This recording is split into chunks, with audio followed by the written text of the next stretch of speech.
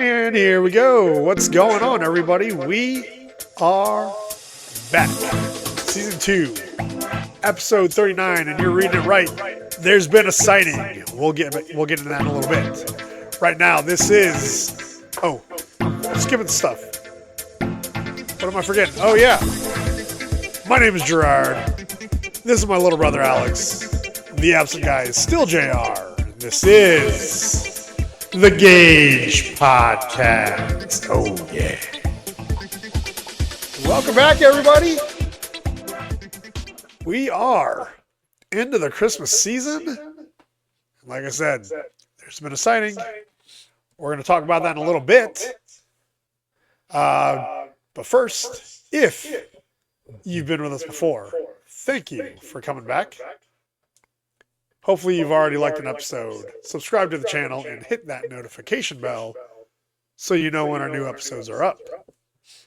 If you're catching up with us for the first time, thank you for checking us out.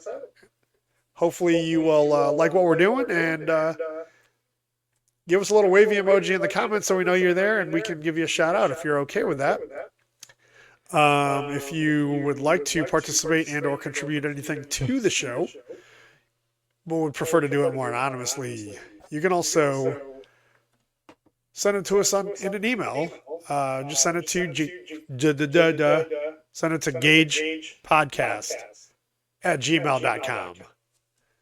All right, time to get into it. It's all about the food. It's all for our mom, and it's called Mom's Kare Kare. And we'll let Mom lead off. She sent us this picture this week. That is Jollibee. So this was dropped off by her, as she would describe it, her millennial friend. 6'7". I think it's somebody she worked with. That's not millennial. I was like, is that a millennial thing? I was trying to put millennial's that back more in my like head. millennial's more like 69. No, 369. 369. No, but her friend dropped off some Jollibee, so that's kind of cool. So she got a bucket of fried chicken, and she calls this their famous sauce. I don't know if that's like a gravy or I think it's gravy. I've had it some before. kind of take of like Mang Tomas. I don't know. No, it's not Mang Tomas. It's definitely not Mang Tomas. Okay, I was gonna say it doesn't look like Mang Tomas. Although that is a good idea. I could get Mang Tomas and fried chicken. I used to do that all the time. Either fried chicken. I usually got like either, baked chicken with Mang Tomas. Well, I usually use either Mang Tomas or banana ketchup. The spicy banana ketchup. I did get some new banana ketchup. I'm trying to figure out what I want to put it on. Are they still selling it? I wasn't even sure if they were selling it anymore. Yeah, I got the spicy one. Nice. I know Mang Tomas started coming off the shelves because it was too expensive to import it. No, I think it had ingredients in it that was not approved. Oh. And then I saw it come back. Okay. And then now that I think about it, last time when I got the banana ketchup, I don't remember seeing Mang Tomas, but I wasn't looking for it because I'm trying to be a little healthier, and if I start going in the habit of putting Mang Tomas and everything, I'm not gonna get healthier. Although banana ketchup is also not healthy either. It's worse than like ketchup and I don't even know what else. Barbecue sauce. It's so bad for you. Yeah, I mean, I was in the habit of putting it on Chipotle. I got to that point. By the way, that was awesome. I've talked about this before on previous episodes, but so my Chipotle meal my Chipotle a Chipotle burrito that I would put Mang Tomas on was I'd go to Chipotle. I get carnitas, which is pork, similar to lechon. Put rice, maybe a little bit of vegetables. Salsa on it or anything? No, it can't be Mexican. Nice. It's got to be Filipino. So but then I cheese off, leave off the salsas. I get the cheese on the side just because I like Chipotle cheese. And I want to eat it. So it'd be mainly carnitas, extra meat, rice, and then maybe a little bit of vegetables inside a burrito. And then I just dump Mang Tomas. And that's when that's part of what contributed to getting me a lot fatter. So when I decided to I could see that. get on a more, engage in another fitness journey, I had to cut that out. I haven't had it in at least 2 years. Interesting. And now I'm craving it. Now I might get it tomorrow. Yeah, and I was actually like, I'm sitting here thinking while you're talking about not doing it anymore, I'm like, that sounds kind of good. Like, I might do that tomorrow. We'll see. But yeah, of course, it was dropped off, so Mom made the obligatory rice. Although she does it healthier style, she puts I think she puts turmeric in her rice. That's now. turmeric. That's why it's. I think I'm not 100% sure on this, but I think Indians do that too. Oh, I'm sure they do. Yeah. Because their rice is always yellow. Yep. It's good. It's good for you. I mean, it's better for you than. But I don't remember tasting a big difference. But turmeric's good for you. Turmeric's very good for you. I actually have it in my drink right here. So this is kind of my special sauce that I try to drink every day. It's bare minimum. It's water with turmeric, ginger, a little cayenne pepper, and apple cider vinegar. I need to get back on that. I haven't done apple cider vinegar in a while. I'm trying to do it at least twice a day. I've only been good about once a day lately. It tastes like shit. It tastes like shit. It is terrible. It smells like a used gym sock. Yeah. If you take a lemon and squeeze like a lemon wedge and squeeze that into it, that helps. I actually put my BCAAs in it. BCAA is a scoop of fiber. Sometimes my creatine. Throw some creatine in there. I started doing creatine in water because usually I was just putting creatine in protein shakes, but that takes a lot more effort to do because you got to put enough water in the protein shake and you got to shake it up, and I like to freeze it a little bit. And I was like, just put the creatine in water. Yeah. And people have talked about like having stomach problems with it, and I was like, well, let me try it. I shit a lot anyway, so let's see. I didn't notice a difference. Yeah, we have unflavored creatine, so that might work. Just dissolve it in the water. I just put it in this because it's kind of like my juice. The apple cider vinegar gives actually almost enough of a kind of simulated carbonated taste that sometimes that actually kills my craving for pop. Kind of a weird thing, but if it's working, I'm going to keep going because that's a much better choice than a Coca-Cola. So. You get Zevia like me. I get a subscription from Amazon for Zevia, which is very convenient. So I don't have to go to the store anymore. And then the thing about Amazon subscriptions is that sometimes they just ship it when it's convenient. Instead of when the kids you have it in.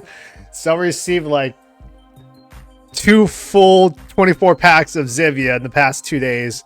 Oh, Jesus. And I already had another 24 pack waiting. That's not even in the fridge yet because I have too much Zevia.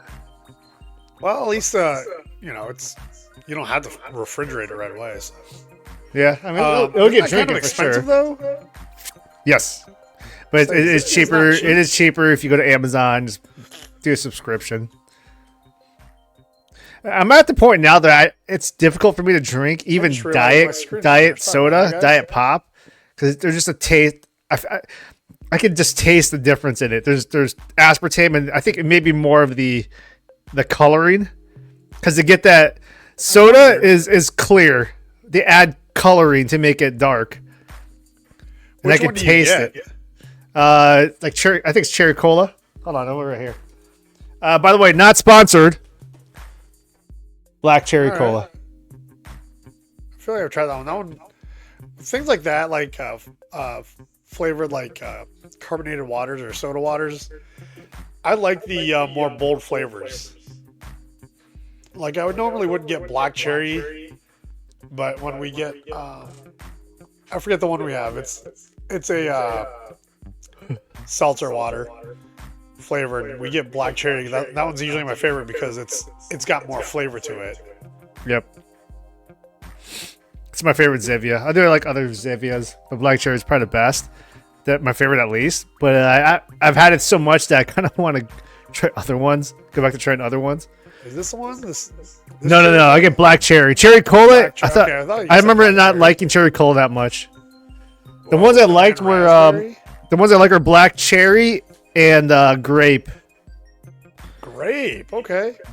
Have you tried this one? Cran No, that's raspberry? new. That's new. I kind of want to try that. $20 though. Oh, 24 pack. That's still a lot though. That's a lot, man. That's more expensive than beer. But my body's kind of adapted, and my taste buds have adapted to drinking Zevia as opposed to Diet Coke. I feel like I tried this one a long time ago. I thought that one was all right too. It's the Dr. Pepper I ripoff. kind of like that one.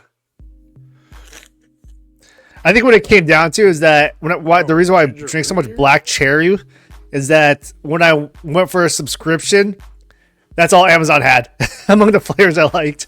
So I couldn't get grape and I couldn't get Dr. Zevia.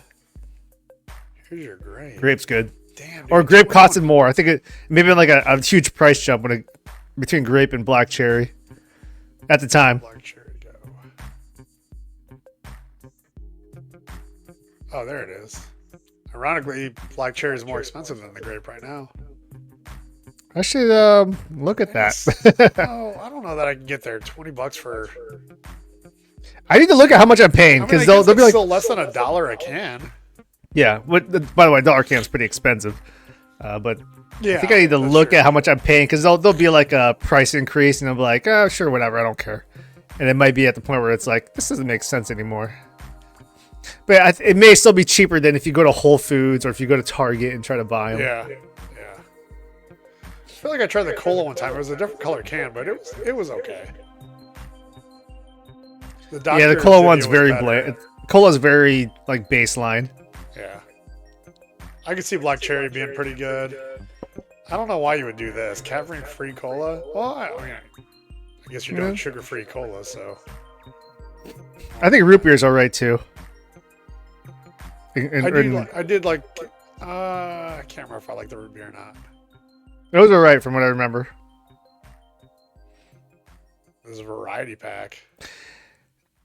One of the main reasons why I picked black cherry is that it actually tastes the best when you mix it with Captain Morgan.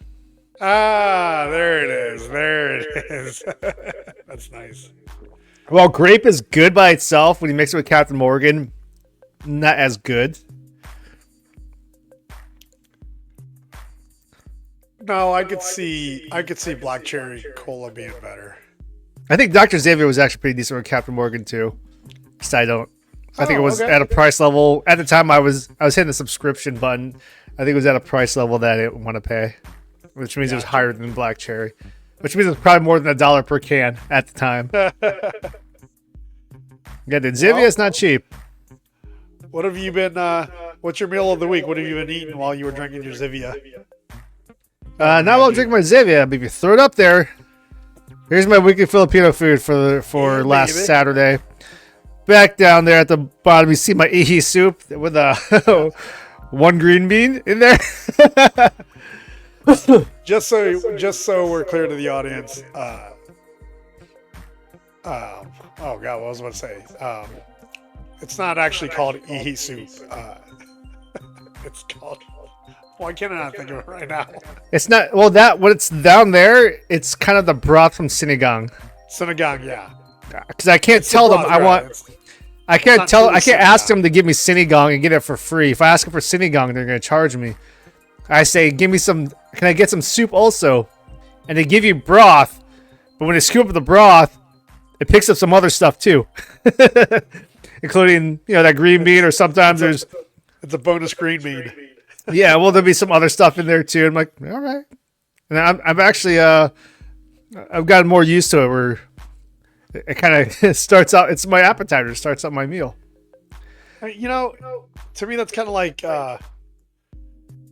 it's in a way comforting, kind of like the way drinking like chicken soup, right? Yep.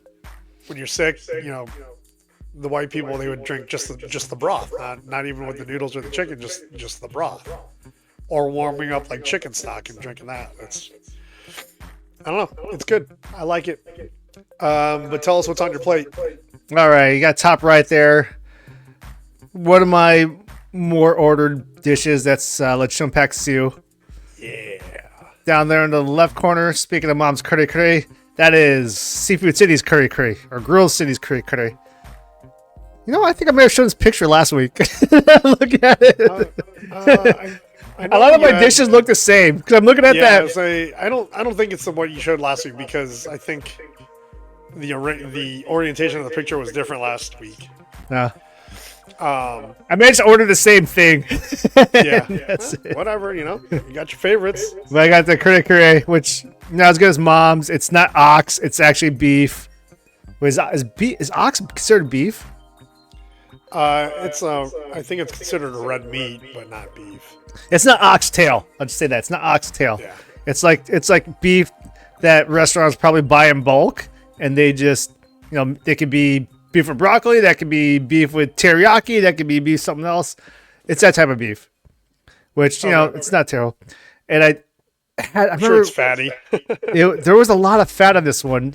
Not a whole lot of tripe, but enough tripe that I was like, get this out of my plate. But how does it compare to mom's? I mean, it's like cafeteria food.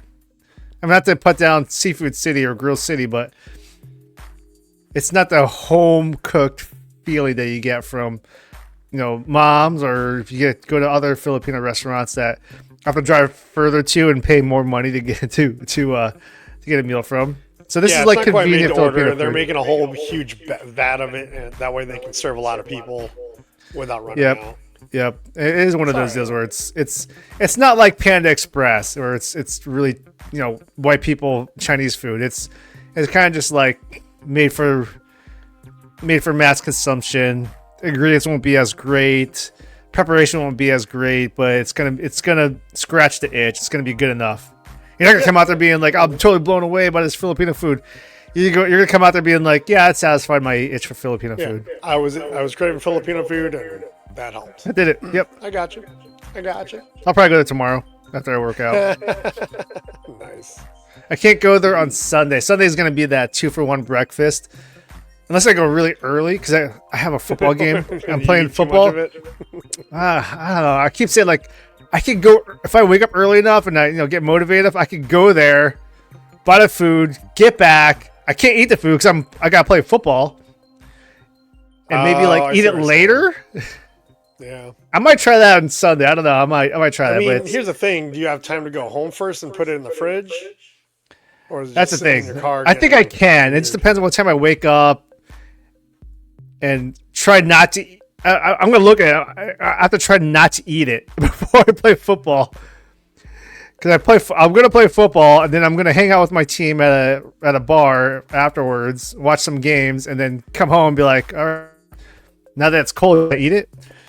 But I might do that.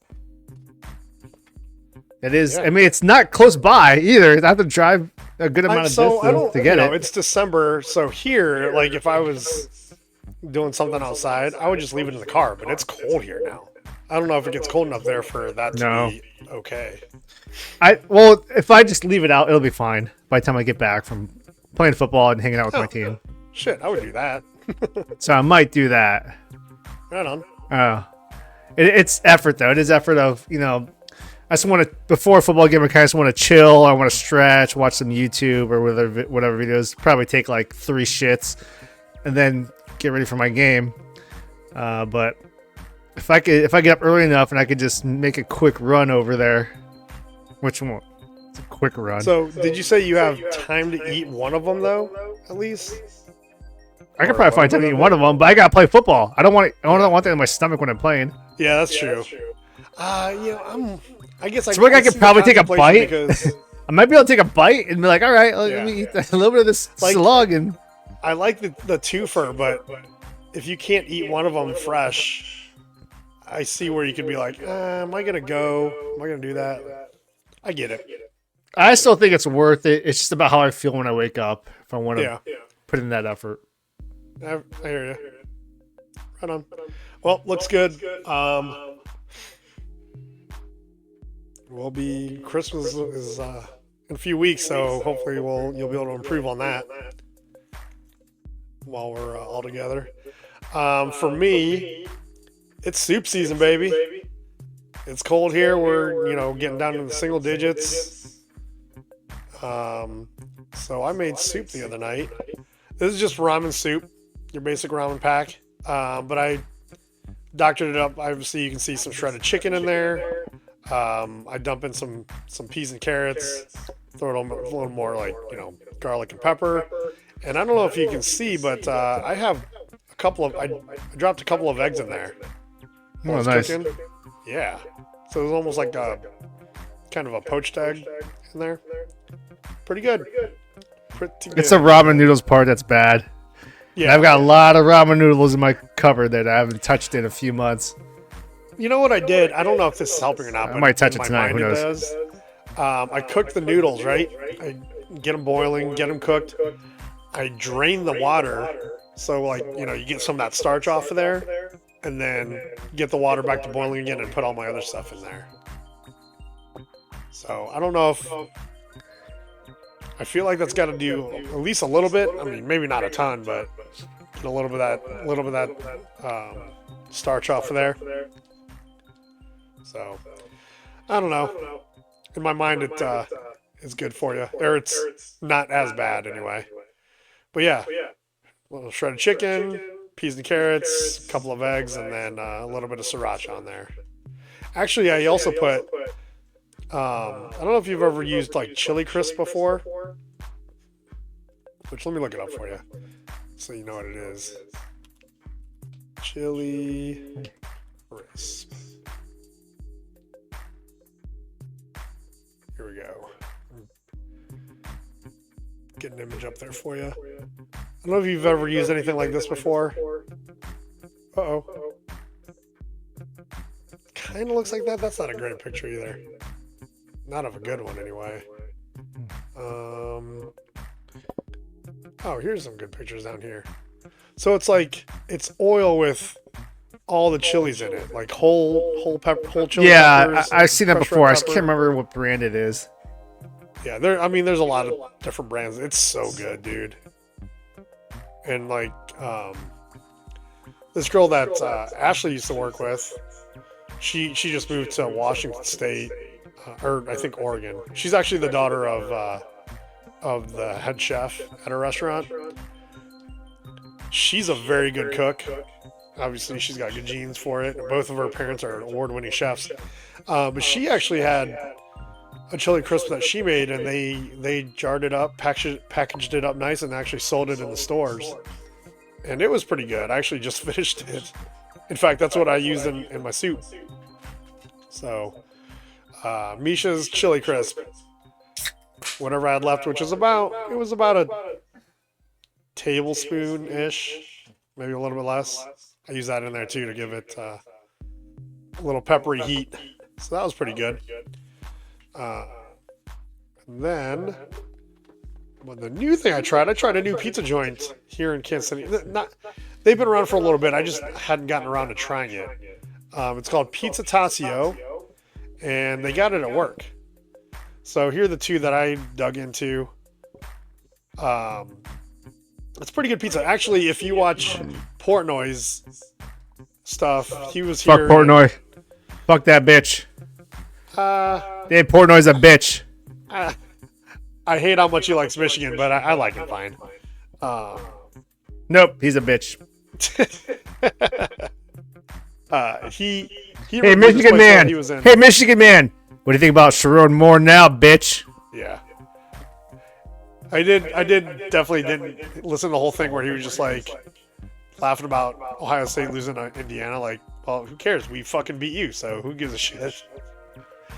And we'll get into that in a little bit. But yeah, Pizza Tassio, he actually gave them a very good rating. And I don't know that they cooked it the same way he got it, but it was pretty good. This one on the right it's like a 3 meat thing. I don't know what it is. Pepperoni, sausage, and like meatballs, I guess. I'm not sure. Maybe it's just sausage and pepperoni. I don't know. It was pretty good. And then this one, you would have loved this one. All the pepperonis and jalapenos. I'd say replace the pepperoni with sausage, and yeah, I'd love it. Oh yeah, you would. Yeah, you'd like it more with the sausage. But the part you would like is that like the oils from the jalapenos kind of spread around the pizza. Oh, while that's it was spicy baking. shit. It wasn't too bad, but I don't know I don't know how much you like it. I really like the flavor of jalapenos. I do So like jalapenos. It was like that little bit of oil getting everywhere. It wasn't too hot.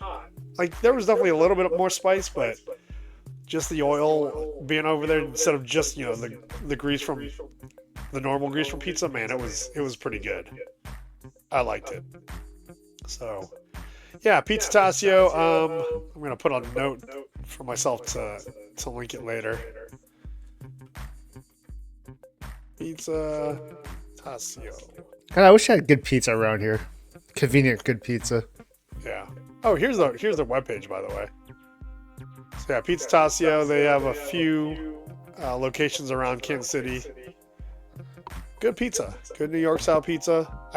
I'm assuming it's, I don't know, maybe it's brick oven pizza, so not quite New York style. I don't know. I'm not even sure.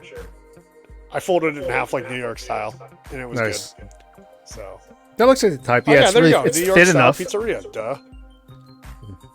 I think I've talked about my New York style pizza here before, but the slices are ginormous, so it's like it gets a little difficult to fold it up and keep everything together until you eat enough of it. It's kind of funny, actually. There you go. But yeah, Pizza Tasio. Good stuff. Good stuff. Ashley was a little bit jealous because she didn't get to try it. Good tomorrow. I wish I wish I could. There was some for me to brought home to her, but I don't work in a restaurant. Like she did the whole like, I bring food home for you all the time. I'm like, yeah, we work in very different places of employment, and yours serves food. There's nothing but food where you work. Yeah, actually, this week at work, when was that? Yesterday? I think it was yesterday when some department had a bunch of leftover pizza. And they're like, Alex, get some. And for some reason, my health conscious mindset kicked in and said, no. It was also right after lunch, so I wasn't really that hungry. But I just looked at it, I was like, I'm saying no to this. I think it was decent pizza too. It looked like it was decent. I mean, I don't know. I didn't eat any of it. Well, while we're on the topic of pizza, I need to bring up a story. I saw it on Instagram. I don't know if you saw this, but we need to talk about it for at least a minute. This was posted on Instagram.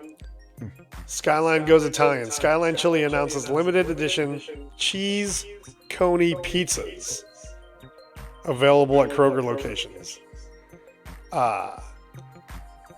So right now, if that's by me, if I see it here, I'll get it. But I don't think it's going to 100%. be in my area. If I can find it, I want to try it. I see little hot dogs in there. I think I'm glad they're not serving it like at the restaurant, but I kind of want to try this. So what can we gather from this picture? It looks like a little bit of hot. See, I don't think it's enough hot dog on there. So we see a crust, we see the chili, we see the cheese. The cheese is not the typical Skyline, like over the top, No, too much cheese. It's almost too kinda like- thick, right? It's not fine enough. It's not fine enough, and it's I don't know. I'm with not you too. doused- There's not enough hot it dog feels on like there. It's not enough hot dog. It's not enough chili. It's not enough cheese. But if you put too much chili, it's not going to stay on there. Right. It's just So gonna this soak looks through the like- crust. It looks like just a pizza crust. You just dump the coney on there. Yeah. I mean, that's That's kinda pretty much what it how I is. took it. I'm kind of starting to lose faith in this. I feel As like we I need to dissect it. Look, I would try it, but again, we don't live in Ohio anymore, so our opportunities to try any of the new Skyline stuff is like far and few between. So if I somehow found it here in Kansas City anywhere, I would definitely get it and I would definitely try it. If we lived in Ohio, I'd still try. I would definitely try it in Ohio. I just don't know that I would.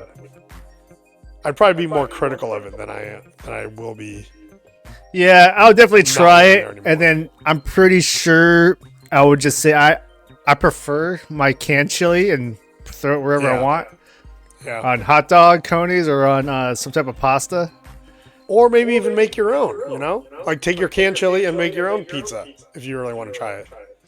The thing about And the then that way canned you can get chili, the really fine shredded cheddar. thing about the for canned American. chili is that it's so runny. It's very watery. Ooh, yeah, you almost, Yeah, you almost might have to strain it first, huh? Yeah, it's saltier and it's a lot more liquidy than what you get at the restaurant. Yeah, It's got a good amount of the taste, but it is runnier and it is more watery. It's Yeah. when you go to the restaurant, it's thicker, it's fresh. Yeah. Well, nonetheless, I think we're both in the camp of if we find it, we're trying it. But we don't have like hugely like wildly high expectations for it, right? Yeah, it also looks pretty small, just based on the picture. That's what I'm wondering too. Looks like the size of a taco. I think bare minimum. Bigger than I a taco. feel like I'd have to. I feel like I'd have to cut up some hot dogs and throw more hot dog on there. Yeah, for sure, 100%. Is it just That me, looks or very do those sparingly. like look like Vienna more sausages. like cut up Vienna sausages? I mean, hot dogs are pretty processed anyway, so they should be good no matter what. But That's true, It does yeah. look like they cheapened out on it a bit. I mean, I'm not hating on the Vienna sausages. I'm just saying they look like Vienna sausages. That's the other thing that Not reached into hot my. dogs. And reaches yes, into there my, is a like- difference. I should go back to trying to get Vienna sausages. I don't know what I put it on. It's also not very healthy. Yeah. Or you know what? You know what I used to throw those in? My ramen noodles. There you go. I want to go back to buying Vienna sausages, spam, and corned beef as a Filipino. I actually still have some corned beef. I have a couple cans of corned beef. I need to get like a proper potato to dice up and throw it in. Yeah, there's that. But corned beef is a little more effort. Because as far as we're concerned, it's our corned beef is corned beef with potatoes and rice. Yeah. And I don't have a rice Sometimes cooker. like the peas and carrots and stuff in there. Yeah, you can throw it. I mean, I could put it in a tortilla, I guess. I just put it in a bowl with rice. I'll make But I it don't have like. rice. Sometimes I'll just get like the. Have you ever seen those the round cans of corned beef that are already? It's like already hashed up and it's already got potatoes in it. No, that It's a little. That's convenient. It's almost like more ground up corned beef, and it's runnier, but it's all together. You just dump it in, in your saucepan, let it heat up, and then put on whatever you want. Or I mean, I guess you could probably just dump it in a bowl and eat it at room temperature. But I like to heat it up. It's something I've gotten and I've made like camping before. So, It's kind of a disgusting side note, but so back on Thanksgiving, which is weeks ago, I made Skyline chili, and I am just now washing the pot that I put it in. Ooh, yeah, not good, bro. I saw it, they're like, oh, how long has this been here? I should at least Not soak it good. in soapy water. You might want to put some extra soap in there, like It's been soaking for a couple of days now. I was like, real oopsie. hot water. Yeah, like Luckily, that means I'm not eating more canned Skyline chili, which is delicious, but not so good for you. I'm also not making ramen you should noodles. definitely run that through some hot water. Do you have a dishwasher? You don't have Nope. a dishwasher, do you? I'm the dishwasher. Yeah, you have a manual dishwasher. Yep. I have to pay him. Definitely. I pay him with I have to pay that fucker with Captain Morgan and Zevia and gummies that have CBD and THC in them. Right on. Can't find what I wanted to show you because they're actually showing like the good cans of corned beef. Going to the store, I wouldn't know what's good and what's not good. I'd probably have to go through like a whole series of trial and error, being like, "Is this Well, good?" the quote unquote better corned beef is like it's packed almost like Spam.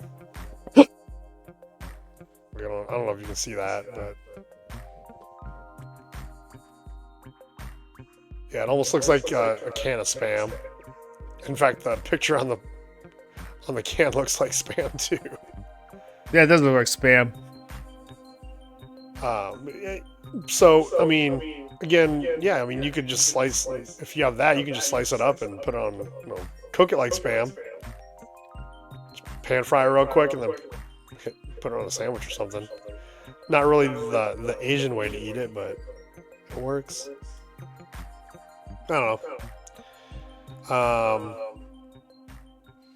Tell you what, I didn't really get into Ashley's. She made this pistachio ice cream and the Ninja Creamy. I wish I would have taken a picture of it. And when she served it up, she found the pistachio butter. Kind of like peanut butter or almond butter, but pistachio butter. Mm-hmm. She drizzled that on there. That was pretty good. I'm not gonna lie, that was pretty good. I enjoyed that. I actually might have some after we're done recording tonight. Anyway, all right. That's Mom's Kare Kare. That's all about our foods. We are gonna move on. This is a little bit of a dedicated to our dad, and this is actually it's a kind of my personal project on YouTube. It's called Hey Dad, Watch This. It's more about the adventures or just stuff we got into during the week. I'm going to kind of lead off. We get to it first because I forgot to go there first. Ashley and I, every year we usually have passes to the zoo because she loves the zoo. And we get, because we have passes, we get like discounted tickets to this thing they started doing a couple years ago called Glow Wild. We go every year now because it's actually where we got engaged too. So let me share that picture with you. So this year the theme was kind of like time travel. So there are these different journal entries at every, at the beginning of every area based on, somebody, I didn't read them all very well, because we were friends and I was talking all the time. So I just started taking pictures of the journal entries and I haven't read them yet. But they're, bouncing through time and talking about what they've seen. So these are some of the journal entries. Oh, I'm going to have to move this. This was like where they were in the 70s. So you see like the Shaggin' Wagon VW bus for those of you who aren't quite sure what I'm talking about. There's another entry, 1969. I'm not going to read all that, but... Oh. So there's Elvis. That's a Casey Hart thing. That's a Kansas City thing. There's another entry. This is Paris. This is what I was trying to get to. The reason I made sure to record this, and I'm going to kind of skip through it a little bit, is because... Uh-oh. We're going to get there? Because of this, I wanted to kind of get a moving shot of the Eiffel Tower. And the reason is... underneath that thing is where I proposed to Ashley. Is that 2 years ago now? Am I right? Yeah, 2 years ago. No. I proposed to her in 2022, 3 years ago. So I think it was in a different part of the zoo, but it's the same structure, and yeah, we had great lighting underneath it, so Lily and I kind of planned it out. She took my phone and I had a microphone on, and we went under there like we were taking pictures, and little did Ashley know we were video recording it, and I proposed under that thing. So right underneath this bad boy is where we got engaged. So yeah, we had a good time. Skip through some of this just because it's not as fun, but got our friend Lily in front of the wings with her Eagles like blanket shirt on. We beat them. Yeah, we did. I let her know. Disney-ish castle. And then, Alex, you know these folks. These are friends. So, yeah. Merry Christmas, everybody. Then, I mentioned at the beginning of the show that there's been a sighting. Santa? You would think. Rudolph? Maybe a little bit better, depending on who you are. Bigfoot? No. Let me get the picture up here. Oh, that wasn't it.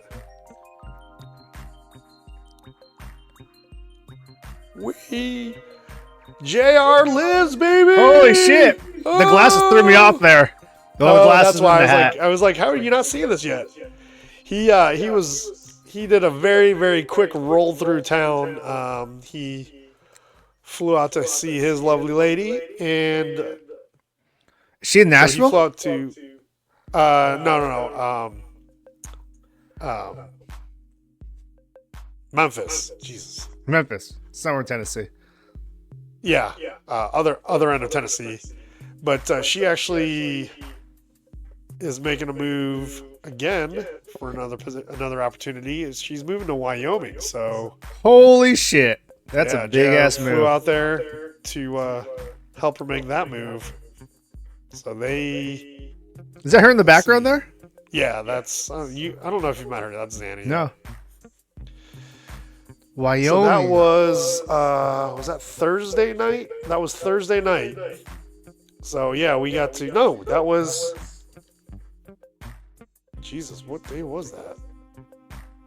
That was Wednesday night. Yeah, Lillian, I guess Zanny had texted Lillian, so Lillian texted me and told me they were driving through. JR didn't call me or anything because he was trying to be efficient, right? They were trying to just get through town because he was trying to get as close to Wyoming as possible. Hopefully she's not watching. Sorry, JR. He didn't even call his mom to tell him that he was passing through town. He basically drove right by her house. You know, is he still out here in the Orange County, California area? Yeah. So I was thinking about, like, I'm gonna hit him up and be like, hey, dude, let's go grab lunch or dinner or drink or whatever. Yeah, he was telling me that you were texting him during the wedding because I was showing Zanny the pictures from the wedding, and JR was telling me that you were like texting him about how we jumped in the pool and shit. Yep. So I showed him some of those pictures, so that was kind of cool. But yeah, it was cool to catch up with him for even just a few minutes. We just met at a restaurant off the freeway and had a couple appetizers. I had a couple, beer too, and then called it a I'll night. probably hit him up maybe after the holidays because people that know California, don't know my area, he's literally probably within a mile of me quite frequently throughout the week. Saying, you guys are like one town. But he's busy. Each other. And then he hit me up one time to this is well over a year ago. This is like a year and a half ago. Where he's like, hey, let's go grab lunch or dinner at a place I used to always go to. And I was like, at the time I was kind of tied up with something, so I couldn't do it. But I'll hit him up after the new year. Yeah, you should. By the way, if you're on break, if you have a break, let's go get lunch or dinner or something or a drink. Yeah, go to Probably fucking not drink. Del He's got to Taco or drive something, and record it. Do a little like first bite reaction video with him. We'll try something. Yeah, I should have done a first bite reaction video. I didn't even think about that. By the way, have you seen some of the new features that are in Google Photos? Check this out. I just happened to do it with this picture. This is like the motion? AI stuff. Yeah, the motion, that's AI. That wasn't the picture we took. Like, I think. Dude, the photo I showed of my Filipino food, it did that, and I didn't want it to. I just wanted the still picture. It's fucking weird with food, dude. It says like motion on it. I'm like, what the hell? I just wanted a still picture of my fucking Filipino food. I don't want it like growing like devil horns in the tail or something like that. Looking like it's about to come to life and eat me instead of me eating it. Yeah, what the hell? I just want a picture of my food, which I typically don't want. Well, we're past food, but what'd you get into this week? Oh shit! I had a weird, strange loss of appetite this week. Where so I think I shared before is the type of food that I eat at lunch when I go to work. I'm just getting sick of it, and I can't finish it because it's just not good anymore. So I'll often have like leftovers from my very healthy food, very healthy lunch, and then I'll come home after work and I'll work out, and for some reason I just don't have an appetite. So I was like, let's just not eat. But I'm like, I need to hit my protein goal, so I'll drink a full like double protein shake, and then I've been going to the gym, and I was like, well, let's see how much I weigh, and I have this like pretty significant weight loss over the past couple of days. I don't know if that's healthy or not. I'm gonna say it's not, but it's there. What they say is if you're not hungry, like don't eat, like don't force yourself to eat. Yeah, but there is the whole aspect of, well, I'm working out, I need to consume protein. I was saying now, if you're trying to put muscle on, like you got to be eating. You almost want to be at a calorie surplus. Yeah, there's kind of like, I want to build. I'm in that gray area, like you want to build muscle but lose fat. I've been in there for a couple of years, and it's kind of hard to do when, dietary wise, it's difficult to do. That's a hard balance to strike for you. Yeah, yep. Cutting fat and putting muscle on. Outside of that, I don't know if I mentioned this last week, but I've been trying to, let's say in a weird way, regain my youth. Where I was like, I used to be able to do the splits. Let's try to do that again. That. Jesus. I used to be able to jump up and land in the splits. I'm like, I'm gonna try to do that again. So I've been working on that, which I usually do in the gym, and that gets some looks. Gym, as in my apartment gym, and that gets some people going, "What the fuck's Alex doing there?" Is he the guy that into the splits? That fucking 44-year-old old motherfucker? What's he doing there? I can't do that. I'm much younger than him. And I think some girls would be like, "What's that guy doing?" But I'm working on that. I can't even do that. I'm actually pretty close, but I have a fear of getting injured doing it. Yeah, man. I'm at the point. It's like it's getting closer and closer. You know how hard it is to get a pulled groin to heal? It sucks, dude. Luckily enough that since I was 19, when I started like a whole martial arts type training journey, I've had a pretty good, consistent stretching regimen that I've been doing for 25 years, which heavily encompasses the groin.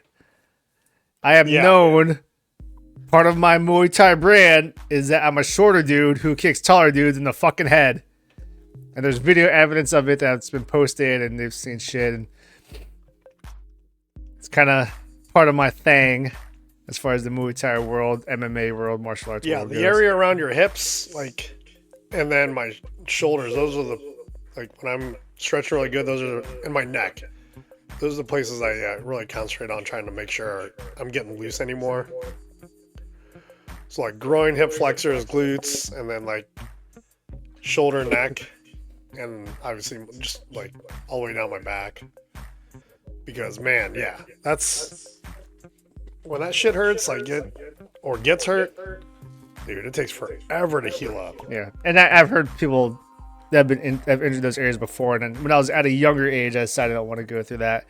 As I progressed through my 20s, my 30s, even in my 40s, I said, no, I want to keep this going. I don't want myself getting that type of injury. It's smart, man. Man, if you're doing nothing else, do some stretching throughout the day. I mean, even like, you don't have to do like a split, but get in the morning, get blood moving through the joints a little bit, Don't have to be a full out stretching routine, but I do some things with my neck to kind of get blood going through there, do some shoulder rotators. And as soon as I stand up out of bed, I'll bend over and reach for my toes. I won't necessarily push it all the way down. I'll just kind of bend over and just hang there for a minute to kind of let my back decompress a little bit and get my hamstrings firing a little bit, and then I'll just stand up real tall and reach for the ceiling to get my torso all stretched out a little bit. Like, you don't have to. It's not like you're pushing through the stretch. It's just a little bit from time every couple hours goes a long way, I think. But yeah, And kind of a little bit of a full on, transparency is that part of the reason why I started a whole nother fitness journey is that I'm up for another promotion in the Muay Thai instructor world. Hell yeah! I was supposed to be promoted this year, but I think I mentioned this before. But the guy that evaluates people had brain cancer. He had brain operations. Oh, so you did. I do remember you talking. That was supposed to be back in April. I don't know when the next one was. We don't know. The event was, officially postponed. I think also semi-moved to Minnesota, which I wasn't going to travel for. But it also wasn't going to encompass. It wasn't going to involve the guy that was going to evaluate me. So I was saying, as part of the testing process. Luckily, I don't do a whole lot of physical stuff. There's a lot of training going on, but as far as like what's done in front of an audience, I already went through the whole I did perform in front of an audience. A lot of the physical aspects of it. The only thing I have to do for this test is I have to do the traditional dance that's in Muay Thai fights, which you have to do with your shirt off. And when I knew that I was going to have to do that, I was still a little fatter and less muscular. And I was actually talking. To at least look cool if I'm going to do it. I was actually talking to another instructor who was testing last year. When I was told I need to test the following year. She's actually from the Philippines, and she was just talking about. We're similar age. I think she's a little older than me. Okay. But she was like, she's talking about like when you're in your 40s, don't have abs anymore. No. But I saw her test females. She kind of brags like, girls don't have to test with their shirts off. I was like, yeah, of course. Luckily she tested. We actually that's tested. Sexist. She and I tested together twice. Once several years ago up in Oregon at an Oregon camp. My shirt was off. It was fucking hot though. So you didn't care. T-shirt on. I would look how fat I am. I'm taking my shirt off no matter what. Like, I mean, me compared to like the rest of the people, even though I was way out of shape. When you get to a certain level, as far as instructorship in Muay Thai, you're older and people at that stage in life are not going to be super ripped. Yeah. So the guys have to take their shirts off. The girls don't. So we tested together on that level, and then I was told last year, like, test again, which seems kind of sudden, but given the fact that the guy that evaluates the people that are testing, let's say we're getting ready to lose him. Like I said, he just had brain surgery. That sucks, man. He's pushing people forward more. So that's when he told me last year. Said you need to. He has a Thai accent, so his English isn't the best. He's like, you remind me next year that you test. I said okay. And then in my mind I said I better look a little bit better with my shirt off. So that's kind of another motivation why I've been, trying to look a little better physique wise. But why was I talking about that? No. That's why I started going into fitness journey, but that's also why I started to try to regain my youth by started doing the splits and doing stuff, because I do have a type of reputation in that world. I have a brand in that world where I look a lot better than other instructors performance wise, because I do keep I don't know, something about the way my body moves is that it looks a lot more crisp. And I've had people told me this before where I'm trying to say too many names, but when I started training up in Los Angeles a few years ago, I saw a guy from Orange County that I trained with for many years. But this is back when this was 2020, early 2022. We're still wearing masks. Mm-hmm. So it was coming up our faces, and I was pretty sure it was him that I saw. and he thought he was pretty sure that it was me that he saw, but he didn't want to do this like whole like. By the way, he's white. He didn't want to do this like you all look alike type deal. So he didn't fully know it was me until he saw me doing Muay Thai, and he's more right now. He's more injected into the Filipino martial art, the weaponry. But he saw me doing Muay Thai, and he says, "I would know your silhouette doing Muay Thai over anyone else. I knew it was you when I saw you hit the pads because I just know the way you move. Because I'm so like, I guess branded by the way I move. It's very technical, which is why I'm kind of elevated to the level I am, even though I don't officially. I'm not teaching is not my career as far as martial arts goes. Yeah. But I have a reputation. I have a brand in that world because I have been pushed into the limelight. I've been pushed into the spotlight since I was in my 20s. And I thought it'd kind of I thought eventually I'd kind of wane out, but even in my 30s, I was still in the spotlight. And even more in my 40s, I'm still in the spotlight in lower capacity. Cool. But just I've been exposed to, or people have been exposed to me so much that they recognize the way I move because it's kind of a textbook way of how you move in Muay Thai. So that's why from an instructor standpoint, that's a good thing because when students see that, like, then they really get an idea of like what good form looks like, you know? Yeah, that is what I am. And when I started going up to train in LA, it was more of I wanted to kind of reframe my brand because I mean we're talking about like different areas of Southern California with San Diego, with Orange County, with Los Angeles. Orange County, I'm known for Muay Thai, and probably depending on who's been around long enough, they see me do jiu-jitsu, they see me do boxing, they see me do this and that. Yeah. When it comes to communities in San Diego, I'm more, because of what I've been sold as, I'm more tied to Filipino boxing and not Muay Thai. Even though they call me, even though in Filipino boxing seminars, they call me by a Thai title. When it comes to Los Angeles is vast, so it's you know, yeah, depends on where you're at. But I was more probably associated with French kickboxing. Yeah. So because of who I'm connected with and what I've gone up there to do and who's seen me there. That's kind of funny. Didn't you, when you were in Columbus still, didn't you get invited to train to compete in French kickboxing? In Columbus, no. In Orange County, yes. Oh, I thought that was in Columbus. In Columbus, I competed in Filipino stick fighting. And they threw some other events toward me, and I declined to do those. Gotcha. It was mostly Filipino kickboxing, or Filipino stick fighting. I remember you doing the Caliarnese demonstrations. Oddly enough, now I'm not known for any of that. But I was more known, as far as Los Angeles goes, and depending on where you're at, I was more known for French kickboxing. And then when I was going up to Los Angeles at a very well-known establishment that I won't say just because I don't want you know on this podcast I talk about pooping and all that other shit. I don't want to associate with that school.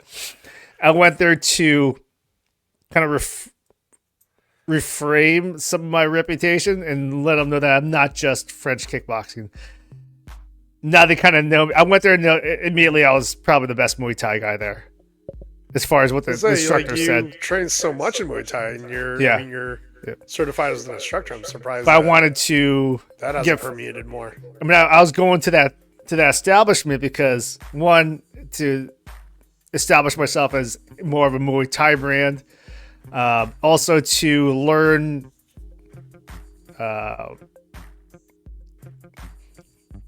get more it's hard to talk about this when people are not familiar with martial arts, but I'm in the Jeet Kune Do. I'm in the Jeet Kune Do world. With be able to train with somebody that you admired.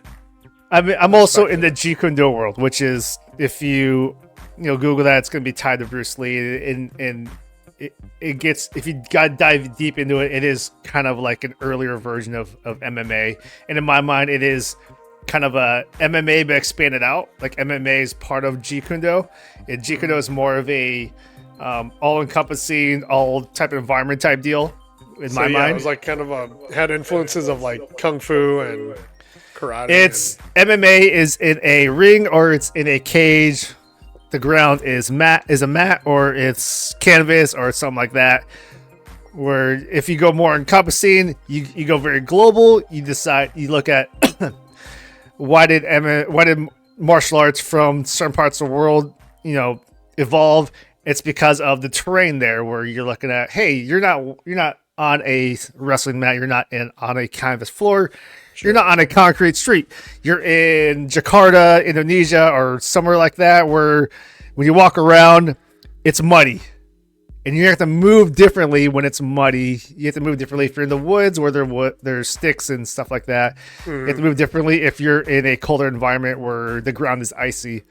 That's where you start to see the evolution or the different adaptation. aspects of martial arts from different parts of the world become more relevant, and they don't apply to an MMA environment where you're in a more controlled setting. Okay. Like, okay, the people they see shit from Indonesia, like, oh, that shit doesn't work. It's not gonna work in the UFC. Dude, the UFC is on a canvas floor in a ring, a flat ring. This type of martial arts evolved because it was in a muddy environment. There's, you're going to slip and fall if you try to be very bouncy and all that shit. Or if you go into the Philippines, where stick in the ground, a lot of Filipino martial arts evolved or got shaped because they're fighting Spaniards, and they're shorter than Spaniards, and Spaniards had armor on that covered their chest and abdomen, but left their arms exposed.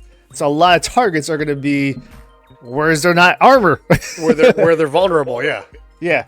So that's kind of like stuff that Jeet Kune Do goes into, in my mind. And to kind of back it up a little bit more, before I got into all this when I was 19. I got to MMA when I was 19 before, and I call this my joke I say before, which I stole from an old fighter, was that I got into MMA before it was called MMA. Back then we were calling it NHB or Vale Tudo. MMA back then was a little more all encompassing, where you have boxing or a knife or something other type of weapon, or you're on the ground and it's concrete. And then when the UFC started getting bigger and they started introducing that term MMA to that type of format of sport, I was like, why are they calling it MMA? That's not what MMA is. And then eventually I said, oh, it's a marketing term. They need to call it something. But anyways, so that's why disrespect MMA and what Dana White's built. Dana White is a fucking genius. And I got shit to say about Dana White. I was a big fan of him, but hey, he's a good businessman. Yeah, but and, he does it. He enjoys all those martial arts and brought definitely made it more mainstream. But anyway, so I get what I was getting back to is what I decided to go to LA a couple of years ago, even though I don't go there anymore, is that one of them was to reframe, get my reputation up in Muay Thai, and also continue on my own personal learning as far as Jeet Kune Do. Sure. And another martial art that I was playing with a long time ago, based on a country that no longer exists, called Majapahit Silat. And if you Google that, you're gonna find a bunch of shit that probably is not correct. But I was working on it 10 years ago, 12 years ago at the time, because I really liked it. I thought it was very unique. I thought it would be applicable to an evolution to modern MMA. And I was playing around with that. I was playing around with two things that I wanted to teach fighters. I want to teach them Majapahit Silat. I want to teach them Filipino boxing, which is called Panantuk, and bring those type of techniques into the MMA world, which would come with a lot of resistance, which it did at the time. This is 12, 13 years ago. But I had to learn it first before I could teach it to active fighters. Sure. Why did I stop? Is that I started to sour on modern MMA because of eventually at some point I saw that the MMA world, especially UFC, was starting to treat fighters like the NFL treats NFL players, where it's like, these guys are pieces of shit. These guys don't retain that type of respect, discipline, and honor that come with martial arts. And that's when I started to really wane off of martial arts, and I decided that I'm not going to teach this to people. I'm not going to teach this to douchebags. I'm not going to help with the evolution of the sport because I stopped caring. And part of that was what was going on with the MMA world. And I was a big fan of Dana White, and I could go into why I started to lose respect for the UFC, respect for Dana White, and that is going to go to how they handled the misbehavior of Conor McGregor, how they handled the misbehavior of John Jones, which is two of the biggest names in that sport because of what they can accomplish. But if you look at what they did not off the field, out of the ring, Outside out of the the ring, octagon. I mean, the way Conor McGregor, and this is going back years before the pandemic, his bus incident where he threw a metal dolly at a bus full of fighters and it shattered the glass, and some of those fighters couldn't fight in that event because of they were cut open and then they totally fucked with their head, and his punishment was very minimal. John Jones's, his cocaine, his steroids, he got in a car accident with a pregnant lady and he fled the scene. He got kicked out of his own gym because of his behavior, but the UFC, still let him be a clown. Yeah. Money talks. Yeah, it's one of those things. It kind of just sours on me. And then strictly Dana White, who I had a lot of respect for. It doesn't carry the same respect as he let all that happen. True traditions of martial arts. Yeah, he let all that happen, and then the one that really kind of set it for me is that when he hit his wife publicly on camera twice. He hit her. I did not see that. Hit her again. You can find it's on Google, or you can Google it. It's on YouTube. It's on Twitter. Just type in Dana White hits his wife. He did it in Cabo San Lucas, where actually at a bar I went to, at a club I went to for Kwan's wedding, a place called Squid Row. Oh, I think I've been there actually. In Cabo San Lucas? Yeah. I don't know. He went to Cabo San Lucas, but I went there for a President's Club trip. All right. Oh, that was probably 8 years ago.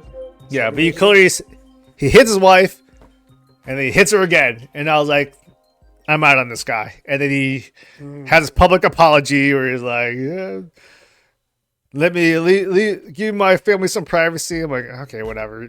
I just lost a lot of respect for that guy. So that's when I lost a lot of respect for the UFC. Plus, the increasing cost of pay-per-views, which is going to go away with their deal with Paramount. But the increasing cost of pay-per-views, which I was like, yeah, I'm not going to pay that, even though I found a way to sometimes watch payper-views without paying for it. Man, you actually went a little deeper on that than I thought you were going to go, because I remember one of the things that I thought was kind of fucked up was like some of this is a long, probably 10, 15 years ago, but I mean the MMA, MMA was already a big business. Now obviously it's grown even more in the last 10 years, but they're charging $50-$60 per pay-per-view, making hundreds of millions of dollars, and even the big name fighters were only getting maybe $100,000. Yeah, the most recent cost I saw, it's above 80 for a pay-per-view. Yeah, and how much? I wonder what the average fighter is making in a year. Not a whole lot. I mean, they make it. They take what they can get. This gets a little bit into politics, but one of the reasons why part of the reason why the UFC and Donald Trump are kind of buddies, is that back, I don't know if it's before Trump's first administration or during Trump's first administration, is that the MMA world was trying to bring in the Muhammad Ali Act into the MMA world, which protects fighters, gives them more money, just produces a lot more benefits to a person that's a professional MMA fighter. And Trump helped squash that. The UFC didn't want it because the UFC wants more money, obviously. Yeah, they want to pay less money. They want to control what the fighters do. If you look back several years, fighters wore shorts that were very branded, kind of like a NASCAR. Yep. They got money off that. UFC put in a rule that says you're going to wear Reebok. Yeah, I didn't. And like you get that. you get less money for that. So that's you're part of not paying them what they're worth in terms of the revenue they generate for your brand, but they now can't get their endorsement deals to make up for what you're not paying them. And I didn't like that either. I listen to fighters on other podcasts, especially Brendan Schaub, who's on the podcast The Fighter and the Kid. If you're in the Joe Rogan world, it's kind of like a sister show. But he's talked about his discrepancies with Dana White, where he said, I make this much money off of sponsorships. And Dana White said, no, you don't. And Brendan Schaub said, here are my receipts. He's kind of proved it. Yeah. So it's fighters getting less compensation as a result of squashing the Muhammad Ali Act, whatever else the UFC is doing. And it kind of, I don't know, it's kind of rubs me the wrong way. But going back to while I was training up in Los Angeles, part of it was to establish my credibility with Muay Thai, increase my credibility with Jeet Kune Do, and also learn Majapahit Silat. Once again, a country that no longer exists. And Majapahit Silat was one of the things I was trying to learn. I was training in 12 years ago because I said I'm going to try to cultivate this in an MMA format.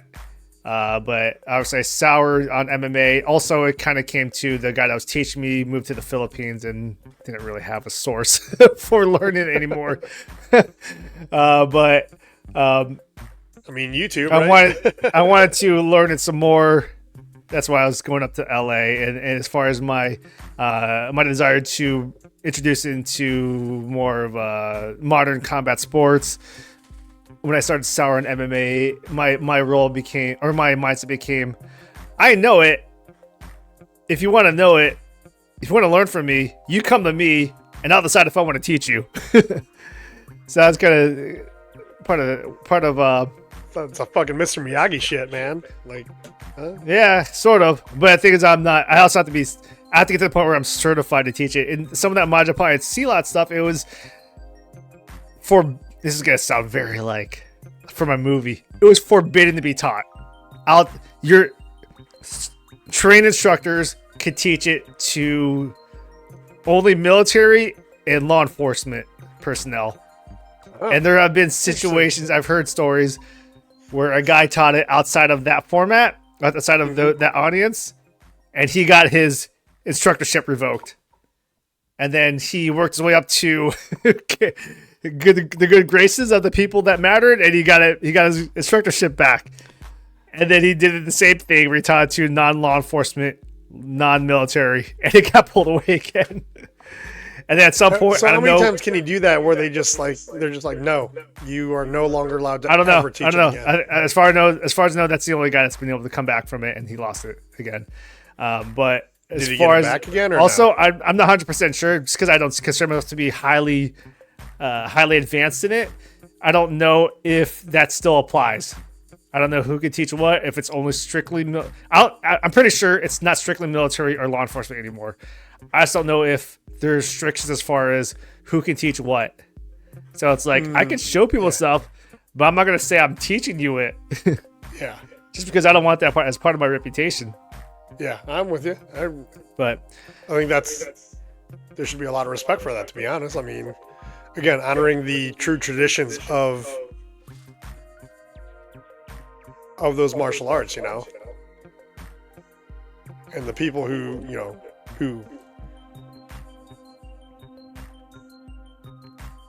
I guess were part of the evolution of those. Yeah, who put in the work, arts. who went through the bullshit just so you could, I guess, to quote Star Wars, they God damn, I just fucked up a Star Wars quote. God damn it. The Star Wars quote from the show Andor season 1 is that I burned my life to create a sunrise I'll never see. That's kind of what they did. All right. That's kind of now I'm gonna throw the name Very out there. profound. That the very name drop that I profound. don't like the name drop that I don't like the name drop is Bruce Lee, and I know him for more than just movies, and it's I feel like he kind of that's applicable to what he did. But that's I'd say so. A tangent on martial arts. I hope to. It's kind of weird. It's kind of weird. If you were to come to my apartment right now, you'd be like, "Why do you have this here?" I'm like, "Well, I structured my man cave apartment so that I could do Majapahit and Silat also, and throw around kettlebells and do what it's kind of weird, but whatever. But that's trying to figure out how to segue off of this martial arts thing. All right, back to what else I'm doing. So last episode I talked about Black Friday purchases where I went to Target and bought some athleisure wear. Oh yeah. And yoga one of pants? them was the yoga pants. They're called joggers. And they have two types of joggers. They have joggers for like colder weather and joggers for not as colder weather. And I got 3 pairs of the less colder weather. I might return one just, but I don't know. I've been wearing them and goddamn, I'm wearing them right now. They feel fucking great. Are they like remember when Under Armour made and they still make it like the heat gear or the cold gear? It's not that tight. Oh, okay. I was saying, I used to have that shit. Yeah, 'cause I would it's wear not like underneath cling to your stuff. body. It's like it's semi depending on your how much fat and muscle you have. It doesn't cling to your body, but it kind of clings to your body. It's like It's like loosely fitted, clinging not, to your body. not Yeah. tight. I gotcha. Okay. Yeah, it's okay. fitted. It feels great. It's like the And then- difference between like fitted jeans and skinny jeans. Yeah, it's not skinny jeans. It's more It's not fitted. skinny jeans. It's more like fitted jeans. Fitted, but really Or soft. slim fit, is that a thing? It's not slim. It might be slim fit. Let's say slim fit. But it's not skinny jeans. Yeah, but I also have a really big fucking legs. So it's like my legs fill out. I'm wearing mediums of the joggers, and my legs fill them out. But I also have really big fucking legs. So I know you have big old fucking calves. I have big calves. I have fucking hammy thighs. We definitely inherited different calves. Yeah, and thighs. I got big thighs. Big ones. Outside, also connected to my Black Friday purchases where I mentioned that I got a bunch of what they call lightweight hoodies. I'm actually wearing one right now. This is a lightweight hoodie that I got during Black Friday. Nice. This is the black one. But I got a light blue one. I've been wearing so this recent Black Friday, I got in addition to this one, I got a burgundy one and a light blue one, almost like a denim colored ones. And I wear them to work. And I was wearing my burgundy one a couple of days ago, and people were just looking at me.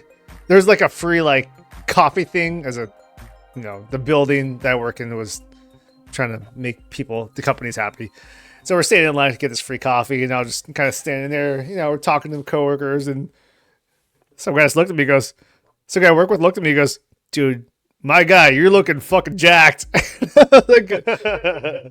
Given I was just casually standing in a pose that makes you guys look more jacked than they are, which is the arms folded. Yeah.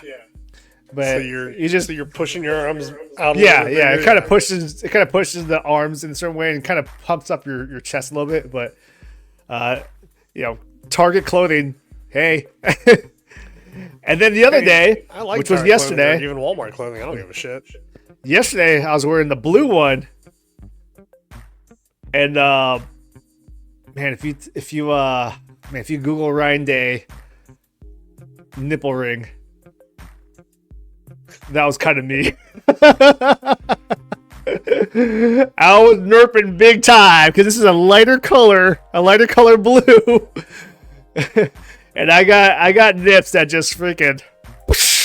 Oh, mine are. I think we both permanent. do. I mean, There's no hiding it. It's like no, yeah.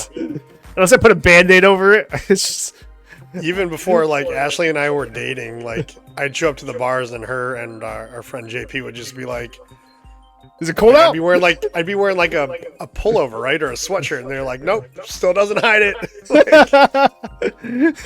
I was wearing that permanent yesterday, and fucking titty hard on. I went to the bathroom, and, I peed, I went to wash my hands, and went, well, that's obvious. that's there for everyone to see. I don't even think about it. My nips pop out. My nips poke out all the time. I mean, I personally refrained from wearing certain shirts to work because of that. And yesterday I was like, well, I thought it wasn't as obvious, but it's pretty fucking obvious. Now, in this lighting. I don't even bother trying anymore because, like I said, I'll wear sweaters and you can fucking see them poking through. So I've caught people staring. I'm like, oh shit, I know what you're looking at. My only saving grace is like I can still do a little bit of a pec pop. I can do that. I mean, I should do that. I was able to do that in high school before I was even lifting. I just have that. I think my mind muscle connection is just different. That's more of a mind muscle connection, not so much you have a lot. I mean, it helps to have more muscle there, right? But that's more of a mind muscle connection as opposed to just having to be built. You know? Yeah, I was doing it before. Do it. I did it in high school before I was lifting. So I just my brain knew how to connect to there. It was kind of weird. Yeah, I can do it, but it's not like fucking Terry Crews by any means, but it's just yeah, of course. But anyway, hey, hold on. What else I got? All right, so last Sunday started a new flag football league. I did rejoin a team that I did not re-sign up with last season because I mentioned before they moved up a league because they signed up too late. They signed up too late for the league. I did hit up that captain. I told my team from last season I was going to return to them. So I'm going to say sorry to that. But I did have better chemistry with the team that I played with before. So I hit up that captain. She kind of threw that same story to me like, hey, I can't get commitment from everyone. So I don't know what's going on. And I knew they would sign up. I just thought that they would sign up and too late. Too late and get bumped up a league too. So I was like, okay, that's kind of a lost cause. And I was trying to decide if I was going to rejoin the team I played with last season or just go free agent, join a totally different team. And I was more leaning towards just joining a totally different team if no one else contacted me from my most recent team. But I did get a message from that captain that I played with 2 seasons ago. She said, we're signed up. We're playing in this league, which is the more laid back league. You want to play? I said, yes. So I signed up with them again. Cool. Played with them this past Sunday. A little bit of a different roster. Some of the same people, a little different roster. Definitely. The quarterback from when I played with him 2 seasons ago was there, but he was not the quarterback. It was a different guy who just threw fucking rockets. He threw laser beams. He actually hurt a girl's. The captain was a female. He hurt her hand. Oops. She was like, yeah, she couldn't catch another ball after that. So gotta get them sticky gloves. Was she wearing them? No, I think she might have been barehanded. I wear sticky gloves. So I knew he was throwing rockets, and there was a point when I knew I was gonna be open. So he threw the ball to me. It was a little bit low, so I was gonna try to catch it as like a catcher in baseball does. Mm-hmm. But I was afraid that the way he was throwing, if I don't catch it, it's gonna hit me in the junk. So I just immediately put a knee down, which means that as soon as I catch it, the play's over. You're down, yeah. Yeah. It's college rules as far as the knee goes. So as soon as your knee it hits the ground, the play's over.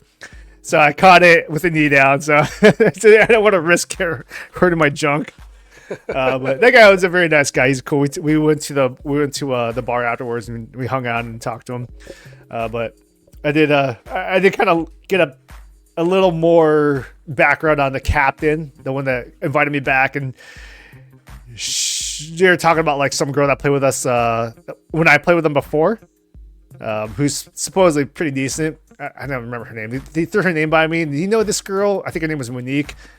I was like, No, I don't know. I was like, oh, she played 2 seasons ago. I'm like, okay, I guess I played with her then. She goes, yeah, she was not invited back because the captain is not that open to new people. So she must like me because she reached out to me saying, "Hey, we're signed up at this league. Do you want to play with us?" And I said yes. So I guess she's taking a liking. It may be like a female male thing. She may be like, I really like male new players. I don't like female new players. Well, also she probably I bet she just doesn't like to suck. She doesn't like getting her ass kicked, so she brings back the players that were good, you know? Well, in the league, in the organization, they have what they call ranked players, which kind of says they have a certain quality to them, a certain athleticism or production value, and it kind of limits, how many you can put on a team depending on what league you're in as far as quality goes. And I think she was one of the higher level ones, the one that was not invited back, the Monique girl. She was not invited back. She was ranked. I don't think she was that good. It was a personality thing then. Possibly, it may have been, but she was not with us at the bar afterwards. The captain. And they said she does not like new people, which is why that girl was not brought back. So, but being that she reached out to me and said, "Hey, we're signed up," I think that kind of says a little bit of. Well, you also followed up and wanted to play, right? Yeah. And you probably showed up for every game, so that helps too. Especially in co-ed, anything . But what I think happens that girl also did the same thing, and the captain was like, she probably finished some bullshit. He said, "No, she just didn't like her." I got you. All good. And playing in this league for several years, you can never get enough girls to play to get signed up for your team at least. Yeah, I would say that's any co-ed sport. Girls are usually playing the entire game, where guys typically have substitutes where you could switch out and be like, "Hey, dude, I'm tired. My legs are tired.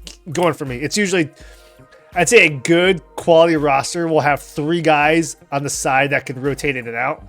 Typically, it's maybe 1 or 2, just based on people's schedule because they get busy, especially around the holidays, especially around summertime when people go on vacation. Girls rarely have substitutes, so they have to play the entire game. They have to play the entire game. So it's like, if you get girls substitutes, you get as many as you can. That's the way. That's kind of the mindset.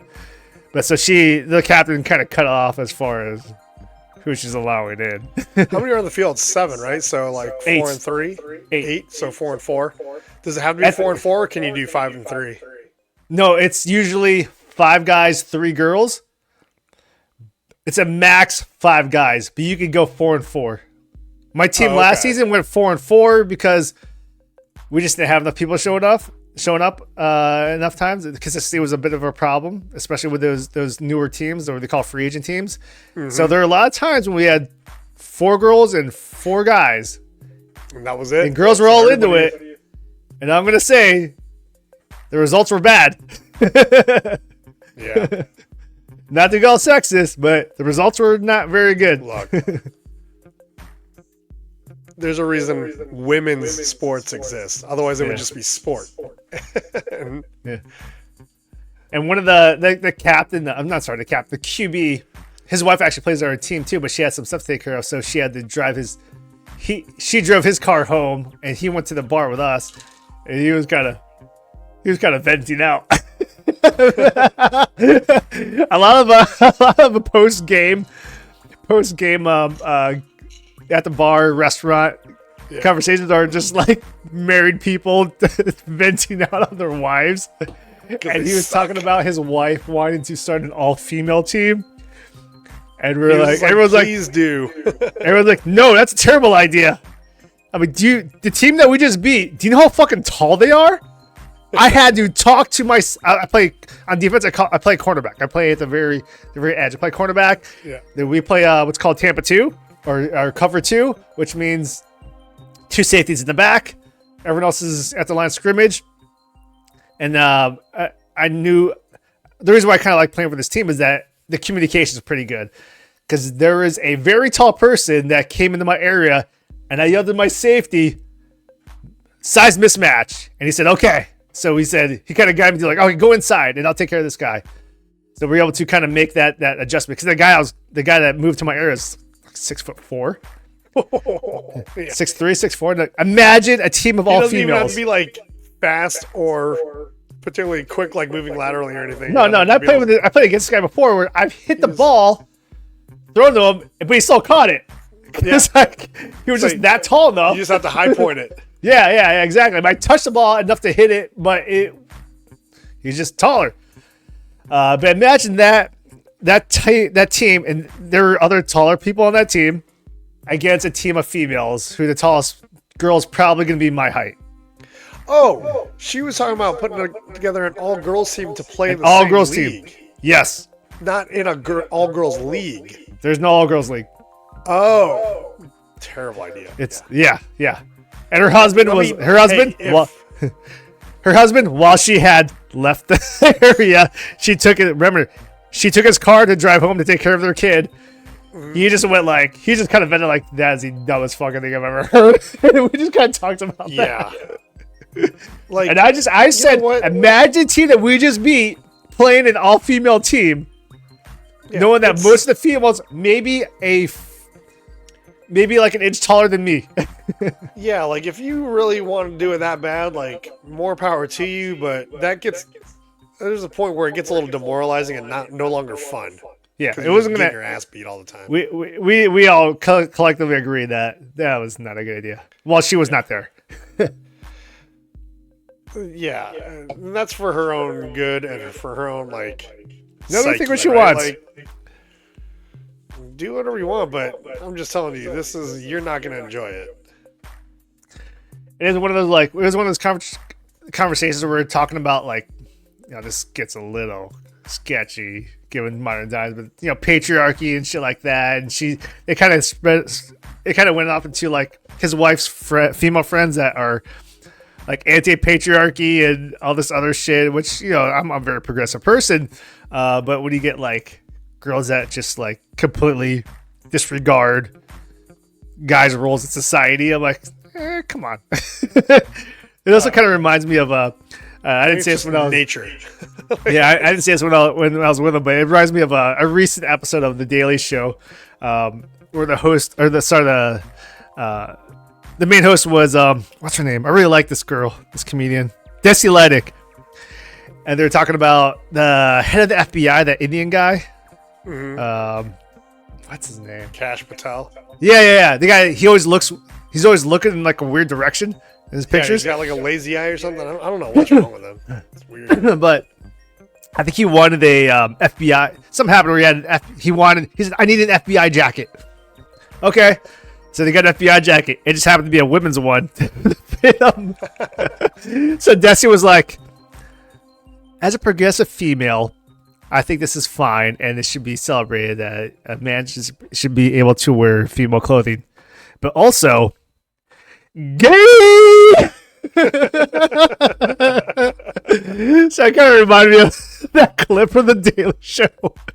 We were talking about the whole we wanted to be her friends hate the patriarch. It was my wife wanted to start an all-female team in this co-ed team, and she had these friends that are totally feminist, anti-patriarchy. And they kind of went into some examples of what they're talking about, and I was like, okay, that's more power to you if you want to be like that. Yeah, sure. Yeah, be you.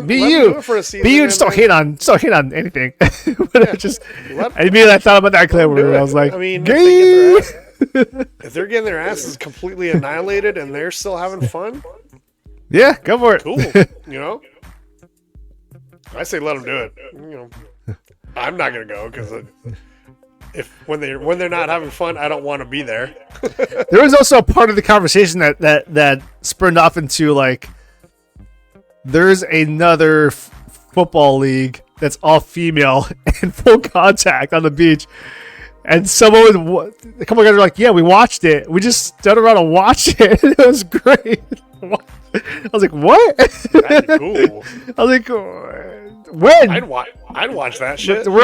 Send me a text. I kind of want to see how this goes. Yeah. I'm sure it's not a bunch of teams. There's no way they're going to get enough females to do that. It's probably going to be it's probably a pickup game where there are two teams and they have to divide up the teams, and then this is our entire league. It's not even a league. It's just a pickup game between two teams. There's no way there's not enough. There's no way there's enough people for that. You're googling it right now, aren't you? Just find full contact. Powder puff football, because that's a thing. There was this is several years ago, probably over 10 years ago, 15 years ago, but there was lingerie league football. Oh yeah, which is more not about the football, but it was full contact. You're like, they were wearing pads. So it was like you kind of wanted like, hold on, and pads and a helmet. Yeah, they were G strings and shit. You're like, but they're wearing pads and they're hitting each other hard, full contact. Definitely not watching this for just the football. But no, they have like women's like flag football leagues. Yeah, of course. That's bigger. That's pretty Olympics, cool. Actually, I think that's cool as hell. But I'm they're glad it's all picking girl up. leagues. They're not, they're not an all girls team playing against not even just like co-ed teams. Like they're still gonna. I hope they do well. I hope they prove me wrong, but it's not likely. And I like the they get beat so bad, like it's potentially like demoralizing. And I like the emergence of flag football because it's just let's take away the brain damage.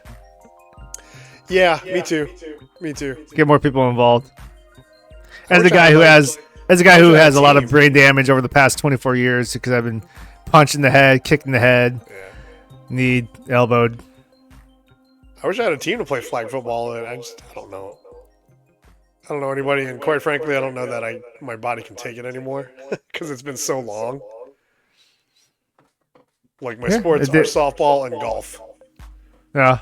Well, the reason why I got into flag football is because I was into, combat sports for so long that I decided other than the social aspect of it, which is pretty big too, I kind of did want to try team sports, even though I'll say that combat sports is also a team sport because no one's going to get there on their own. No one's going to be a boxer on their own. There's going to be a kickboxer on their own or an MMA fighter on their own.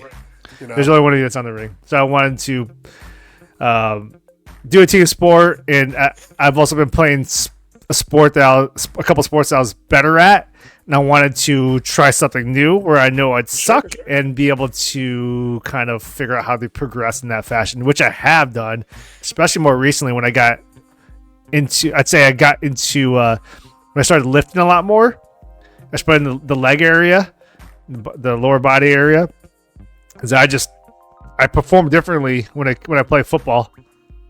It's like I can try to be a deep ball threat now. So I'm like, throw the ball, let me see if I can get it. I actually had a deep ball pass last week where I was like, I'm going to fucking Jeremiah Smith this shit. So I blew past my defender. He threw me the ball. I tracked it, which I've never been good at tracking balls. No diddy. That goes even back to like when I was playing baseball and I couldn't track, fly balls. But he threw the ball at me. My mind just goes into like pretend you're the Flash and just run really hard, and then wherever you're at, after a few seconds, try to catch the ball. So he threw me the ball. This is a quarterback I've never worked with before. So we kind of had a good off the bat chemistry. He trusted me to throw the deep ball. I ran really hard. I dove. It hit my hands, but I didn't catch it. But it was like one of those like, I got there. Yeah. I got to the ball. I knew when I was like, all right, turn on the jets, pretend you're the Flash, and try to get that ball. If I would have caught that ball, it would have been fucking awesome. Yeah. But there were in past seasons, there were times when I did get that deep ball, and people went, what the fuck just happened? That's cool. It's fun making those diving catches, man. Yeah, or just a long ball catch, and people go, oh, shit. Misjudged that guy. Completely random, but I want to know why the fuck my browser keeps defaulting to like Yahoo search again. Yeah, I don't like that. No one wants Yahoo. It's pissing me off. And I Yahoo's, mean, Google Yahoo's Chrome. like from 1999. Why wouldn't the default in Google Chrome? Why wouldn't the default search be Google? I bet they have some type of relationship with Yahoo where it's like if someone makes this error in Chrome, it'll just default to Google as their homepage, their home browser. There's got to be some type of connection there. I mean, my homepage is still showing up as google.com, but then when I just open up a new tab and get in the URL field to do a search, it's using fucking Yahoo. And it's pissing me off. Anyway, that's not what we're talking about. Um, man, I can't wait for spring to come around so I can play sport again. Although I guess if it warms up, I can play a little bit of golf, but it's pretty cold right now, so I don't know if we're doing that. But anyway, that was hey Dad, watch this. That's about all our happenings. Um, might be breezing through the next couple here. Next one is our ode to Alex's personal project on YouTube.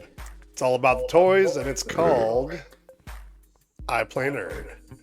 So this is about the toys, or Alex is much better with the toys. I like gadgets and knickknacks and tech and all that stuff. So that's kind of where I'm taking this, and I go first because my shit's not as cool, but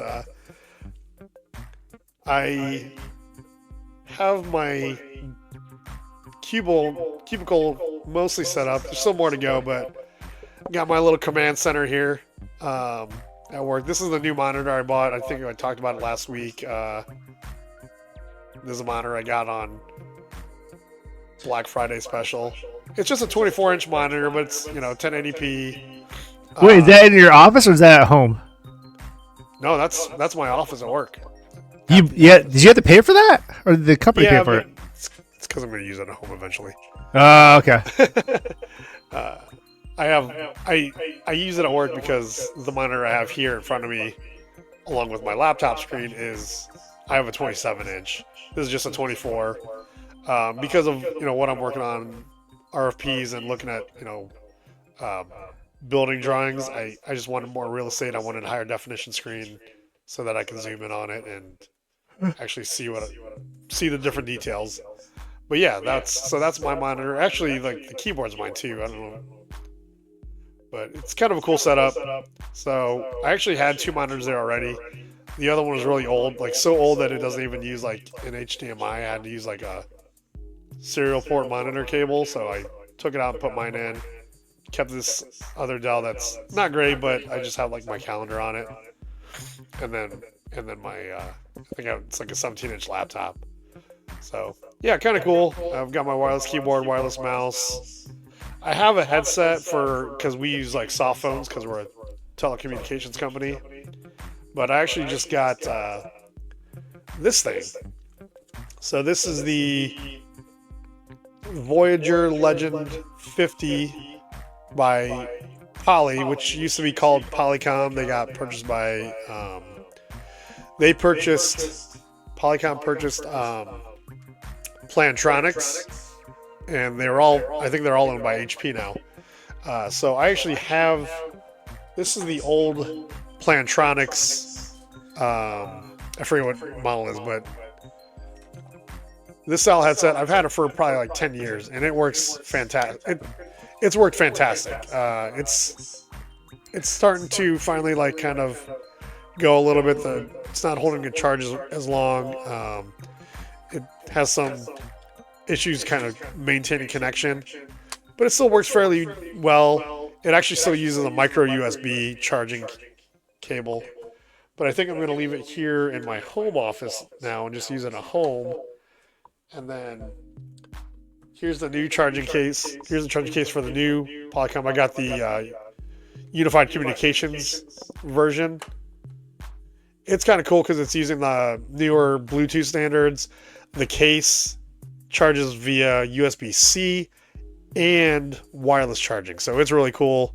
It actually comes with a Unified Communications dongle, so I use this at work, and today was the first day I used it.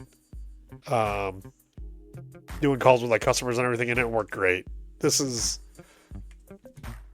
a headset this is probably like my third kind of version of the Plantronics or Polycom now headset like this, and they've all worked fantastically. Like, they're just such a good headset. I'm willing to pay a premium for it because it works so well and lasts a long time. Like, I think I've used pretty much a similar thing for, oh gosh, close to 20 years now. Not quite 20 years, probably like 17, 18 years, because I know I was using them in Milwaukee. And then I've gone through 2 of them here in Kansas City in the last 10 years, so they last a long time. They do a good job, and I really like the new one. So that's part of my whole setup. Usually I have like email, calendar, or maybe sometimes if nobody's looking, I have a YouTube video over here, and then my work is on the main screen right here. But yeah, kind of a cool setup. I've got my certificates from Verkada up there, and then I finally got to put this bad boy up. I don't know if you remember this, but you got it for me. That's my Jordan picture. You have it too? Oh, you're on mute, dude. Yeah, mine's right there. I look at it every day before I walk out the door. Yeah. It's the last shot Jordan ever took as a Chicago Bull. And really the only last shot that matters. We don't really count his time with the Wizards. I don't anyway. But yeah. It's a good one. I think I'm going to put more like some of my Cubs posters up here. I might bring my Ohio State pennant just because one of the guys in the office, one of the technicians, he likes Michigan for whatever reason. He's not even from Michigan. So I'm going to put my Ohio State banner up there. You can't see about the far wall on this side, on the other side of the phone. I've got my patches up there. So right now I brought my Bears patch home. It's on my Buckeyes pennant, but my Ohio State patch is it's in my cubicle right now. And I'm going to put my Cubs up in there too. So yeah, that's my I Play Nerd presentation. And then, by the way, it's getting cold, so I don't know if you've ever used any like electric hand warmers, but these bad boys are awesome.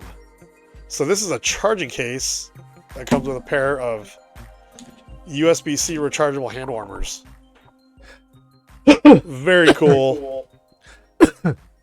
I think I might have 2 just like, well, Ashley's got a pair that her mom got us that uses like AAA batteries. I feel like we have another pair somewhere. I might bring them so you can use them in Chicago since you weren't used to the cold. But yeah, those are my toys this week. What do you got, dude? I just realized I was on mute still. But a Black Friday purchase I did not show last week. Going back to my favorite comic book from Mike. You okay? Something happened? Sorry, Ashley. She's got out of the shower. I guess she was shaving her legs and cut herself pretty good. I did that too, shaving my legs. But anyways, and other parts of my body. Going back to a Black Friday purchase that I made from a comic book that I really liked. I don't know if this is 80s or 90s.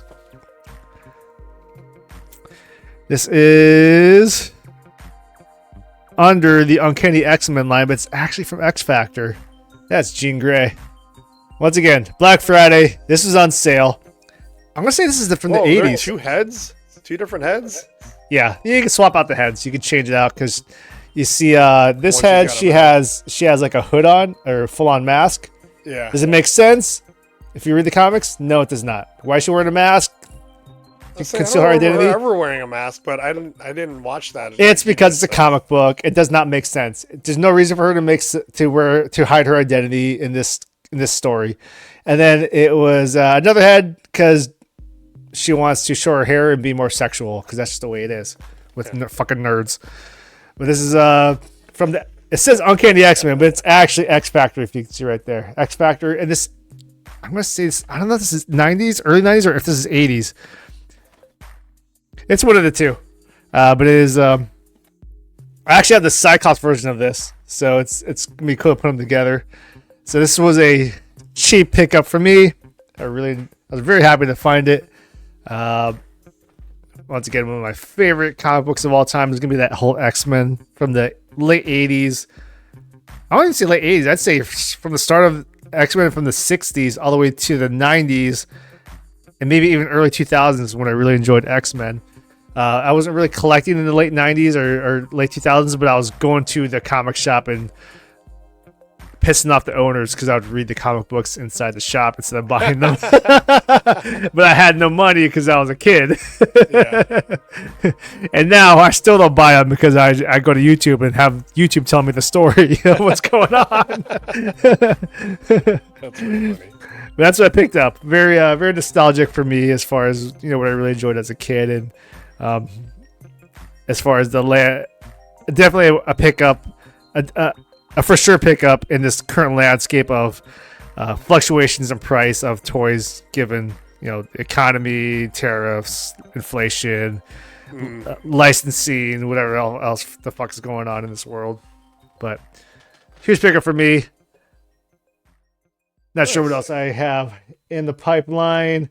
I did get a new phone because my phone was really fucked up. I think I mentioned it before that I couldn't get my my videos that I had filmed on my phone over to my computer, and I think I fixed that so far. I was playing around with it a little bit today before we started recording. I think I can get everything. I'm not 100% sure, so I think I should start being able to post up videos soon.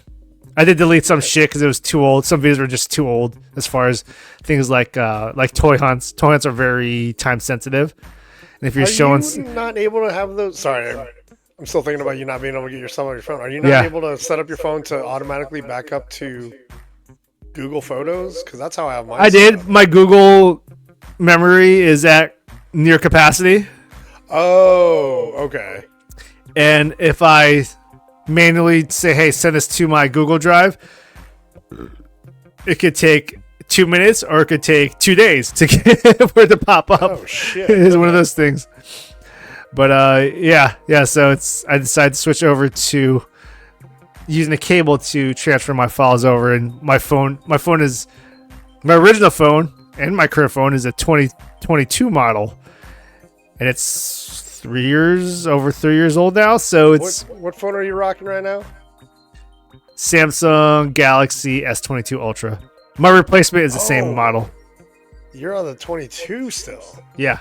Okay. Which it is. I'm long overdue to upgrade.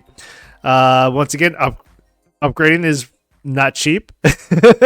Yeah, but you have your insurance on your phone. I use my insurance to replace it. Yeah, but I mean, if you upgrade, then I know the phone's paid off. Like, you almost should just. Well, no, you need insurance because if you break it again, you got to replace it. But so you can upgrade and just start the payments over. I'm not sure how that works. Before my payments are done, because then you just start the payments over. You don't have to pay off the phone. It would cost a lot either way, but the much cheaper way is just to replace what I had. I saw my original phone. It's somewhere over there. I need to wipe it and send it back. But my replacement is here, same model. It's so far it works all right, but I know I need to upgrade as soon as the 2026 model is released, depending on how it looks. And I was playing when I was at the T-Mobile store having all my data transferred. I was playing around with the 2025 model. I don't like it as much because they got rid of the. It used to be called the Edge, where it's they call it like an infinity pool where it curves down. I fucking love that shit. And they got rid of that. That either. They got rid of that for the 2025 model. It's just stopped doing it. So I just have to. S24, and I don't think it's got that. No, they got rid of it earlier. It's got the Edge menu, but it doesn't have the curve down. Yeah, if it curves down, I love that shit, dude. I love that when they started that. I had I think it was the S7 before they started to change the number format. This is the S7 Edge they had it. I love the way it curves like that, and for some reason they got rid of it. So the 26 is probably gonna be the same, where it's just a flat. So I'm gonna have to accept the S24 is. I have the S24 Ultra, and it's flat. It's got flat. The Edge menu, so you can pull that side menu, but it doesn't curve. The glass doesn't curve. I love that curve for whatever reason. I just like it. I just wanna have the S Pen. That's S Pen. S Pen's number one. I'd say I like that curve number two, but the curve's gone now. Yeah. Just like I wish they would bring back expandable memory. I wish they could bring back like Nice. interchangeable batteries. That was fucking awesome. Oh yeah. Because the batteries were like $12, and the charger was like $12. I just carry a spare battery with me wherever I went. Well, You could charge it, or you could just switch out the battery. I got over that one because the batteries last so long anymore, and I have chargers everywhere. I have a charger on my desk. I have a charger by my bed. Yeah, but you have to charge it still. It's Yeah, but sometimes you might run a situation where it's like, shit, I forgot to charge it, but I still have an extra battery. I carry a charger too, and I always get like the MagSafe case. I guess you can carry a brick with you. I guess there's that option. Yeah, and But that still takes time to charge your phone. Yeah, but Nothing's ever gonna be having a fully charged battery at your disposal. Just be like, all right, I'm fully charged now. I have to plug it in. That was nice. Into But I would anything. I've lost those before. You can lose them And, too. I mean, I have. But they were like, cheap. I have a wireless charger at this desk, at my desk here, by my bed. I have a wireless charger in my car, and they're all fast charging. So my phone's topped off pretty regularly. And even if I've had a full charge last pretty much all day, so I'm not that worried about it anymore. Now, that's not to say I would prefer to be able to get an extra battery, but it's not as big of a deal to me anymore because one, I get the MagSafe case so I can use all these MagSafe chargers, so it's not like I got to keep plugging it in. And then if I don't have the MagSafe charger, I have so many USB-C cables everywhere that I can usually find a way.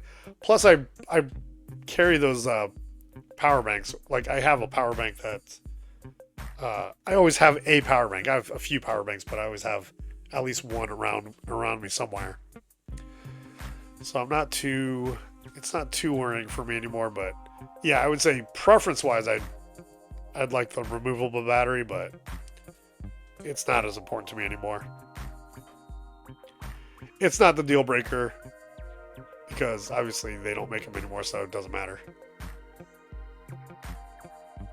But I'm with you. But anyway, you got any other new toys? Just the Jean Grey? Yeah, as far as I'm showing now. Once again, I'm kind of slowed down because of the way prices have been going. Yeah. So I've just been a lot less active as far as collecting goes. I do want to get some stuff, but I just see the price and I'm like, I'm not ready for this yet. Completely understand. And I'm kind of switching over to or redirecting how I'm collecting because stuff like The Simpsons is very cheap and they find a way to keep it at a lower price, which is awesome. But some of the other stuff I've been collecting, the price keeps going up and up, and I'm just like, I'm ready to just call my collection complete on this because it's just getting too much as far as pricing goes. Thank you, tariffs. Price of everything's Thanks going inflation. up. Thanks tariffs. There's a Batman Returns action figure that I really wanted to get, and I didn't get it because of the price it's at, but it's more like I'm just waiting for myself to just accept the price and be like, just get it. They're really good too. It's from Batman Returns. There are 4 figures. I said I want. No, sorry, there are like 5 or 6 figures, including the vehicle. I said I'll get 3 max. Is it McFarlane?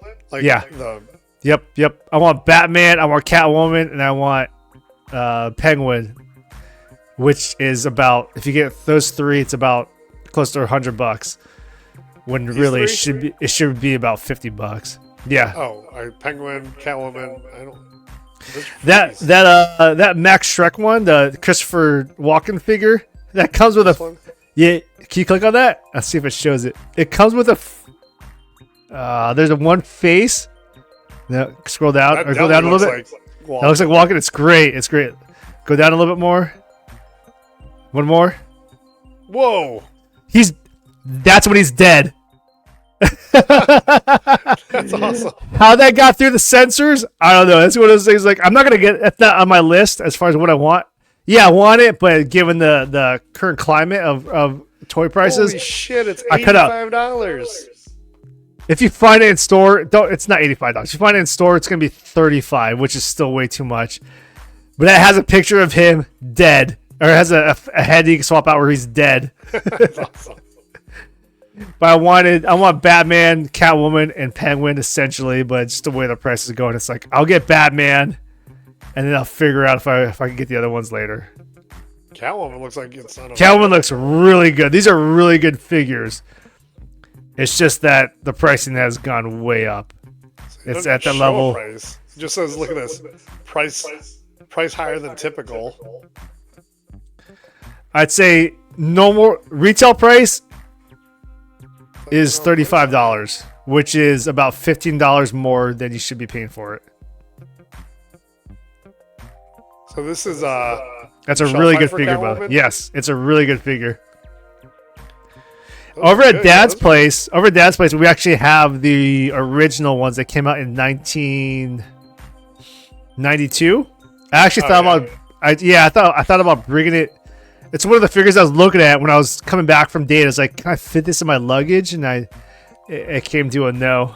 And I said, I'll take the Robin figure over the Catwoman figure, but I still want the Catwoman figure. I still don't know if I'm gonna be able to get back there to get it. You know what's crazy? This Batmobile is cheaper than the Penguin. That Batmobile is one of the few Batmobiles I do not have from McFarlane. At $45, the only reason why I haven't picked it up, fuck, I might pick it up.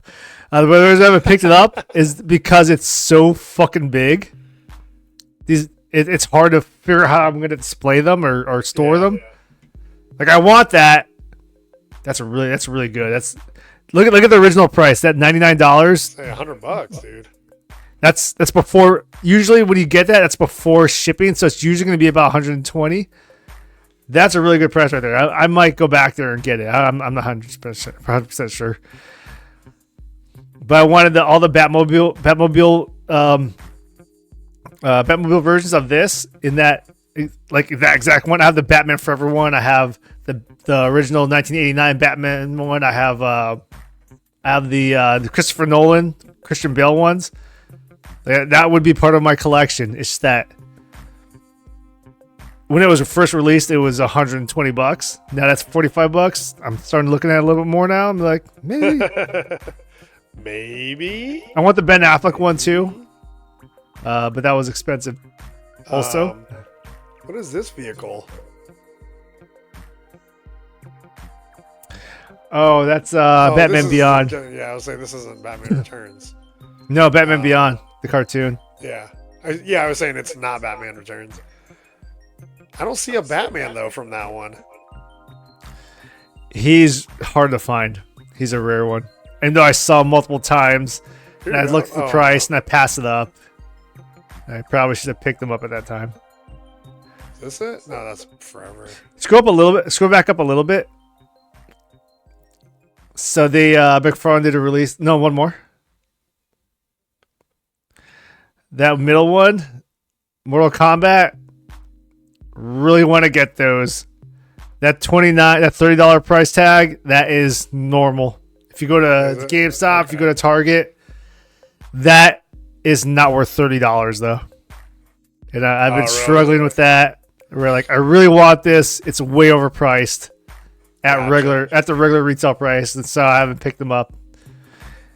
I might pick up one or two because I'm part of the GameStop club, which means you get a $5 credit each month, which I don't always use. So knock it down to $25, but it's still not. That's a $20 figure at max. It's one of those things where it's not worth it. But if you really want it, you get to pay a little bit extra for it, even with a discount.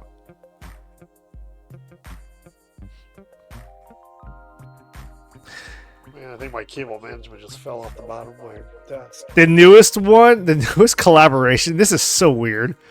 This collaboration you got in toys is going to be DC superheroes with Sonic the Hedgehog, and it's all over Target. It's so fucking weird. And I'm like, do I like this? Do I not like this? I'm telling you right now, I'm not going to pay the prices they're asking for it, but it's just. It's they're This is $85. Jesus. yeah. The Christopher Walken toy is considered an exclusive, but I've seen videos. Down? I've seen videos where the people are finding it in stores for $35, but $35 is still too much to pay for that, unless you really, really, really like Christopher Walken, which I do, just not $35 worth. I want to know. Oh, here it is. Over the past 30 days, it's gone up. Look at this. I like this price history thing that Amazon's got now. I think that fear is going to be a non-Amazon seller or non-Amazon fulfilled seller, which means they bake in the shipping cost, which means the price escalates. Oh, I hear you. Yeah. Okay. You know, when you spend your career in e-commerce, you notice this type of shit. Oh yeah, I mean they're covering this some one way or another. Hey, look, Jim Carrey. Yeah, Riddler looks all right. $20. Do I have that Riddler? I don't think I have it. That might be a newer. I have a Riddler, but I think they released a new one like that. That's actually a good price. This is saying the list price is $25. Yeah, I'd say Riddler is about retail's gonna be $25. That's probably an older one. I probably have that. I just forgot. 7-inch Build-A-Figure. Yeah, that's normal. It's got different hands. Yep, that's normal. Huh, cool. All right. Well, you have anything else for us? Nope. Working on some things. We're coming up on. I've been busy, and we're coming up on the holidays. So I don't know if I'm gonna be able to put up a whole lot of videos. Yeah. I don't know if I'm gonna be able to edit the videos that I already have footage for, just because of business and trying to recover from the week. I hear you. Well, that again is I Play Nerd. That's about the toys. Hey, if you guys have something that you would like them to review or something you want us to take a look at and maybe purchase if it's not too crazy and do a little review on it, let us know. But yeah, that's I Play Nerd. Next segment is the treats for our eyes. It's called What You Watching? I don't want to go too crazy on this one just because we are past 2 hours again. But I got to tell you, for me, the thing that's been really funny to watch, and I think some of them are fake, but have you watched like any of these like porch pirate videos? I've seen a few. It really ticks me off as someone that's been involved in e-commerce logistics for his entire career. I just like these exploding packages. Oh shit! Hold on. Stealing fucking packages and then it explodes on them, and they try to call it like this one. I'm sure. I think it's fake, but like they call the cops. If they're still around, it's fake. Yeah, like, but like the audacity, like some of them were just like flipping the camera off. I'm sure some of them are fake, but also I feel like plenty of them are real, you know. But I've been watching them, and I don't know. They're pretty funny to me. What happens to some of these people, especially when they like try to scream at the camera, like, "You can't do this to people," as they're stealing somebody else's property, you know. Like, there's a fucking getaway car. Just so ridiculous, like just audacity of some people. That's why I think it's these people wear masks. They're just like, "This is my face. I'm gonna take your shit." Some of them like wave at the camera. They'll like flip the camera off. Like, what is wrong with you? And then when it explodes, they're like, "You can't." They're yelling at the camera. What's wrong with you? I'm gonna sue you now. Yeah, I'm calling the cops. Please call the cops. That's what I'd say. Like, please call the cops and explain to them that you think I wronged you while you were stealing my package. Like, oh god, look at this. Look at this. Boo! Nice. All over you. All over your car. Have fun. Is she wearing a tank top in the fucking In the cold snow, yeah. winter? White trash. My favorite is, yeah, like, look at it. All over your car. Yeah, I want some damage done to them and their Oh, property. 100%. Boom. Boom. Awesome. Entertaining. Just satisfying to watch. Like, a piece of shit, like, get totally fucking ruined. You can't do this to people. What's wrong with you? Ridiculous. But yeah, that's something I've been getting into. And then, I don't know if you've seen this yet. Have you seen this documentary, Sean Combs: The Reckoning? No, I haven't. Netflix? Don't know if I'm gonna watch it either. It's a four episode documentary. You know who produced it? Mace. 50 Cent, Oh, nice. who fucking hates Sean Combs. So it's just like, this is why he's a piece of shit. It's pretty good.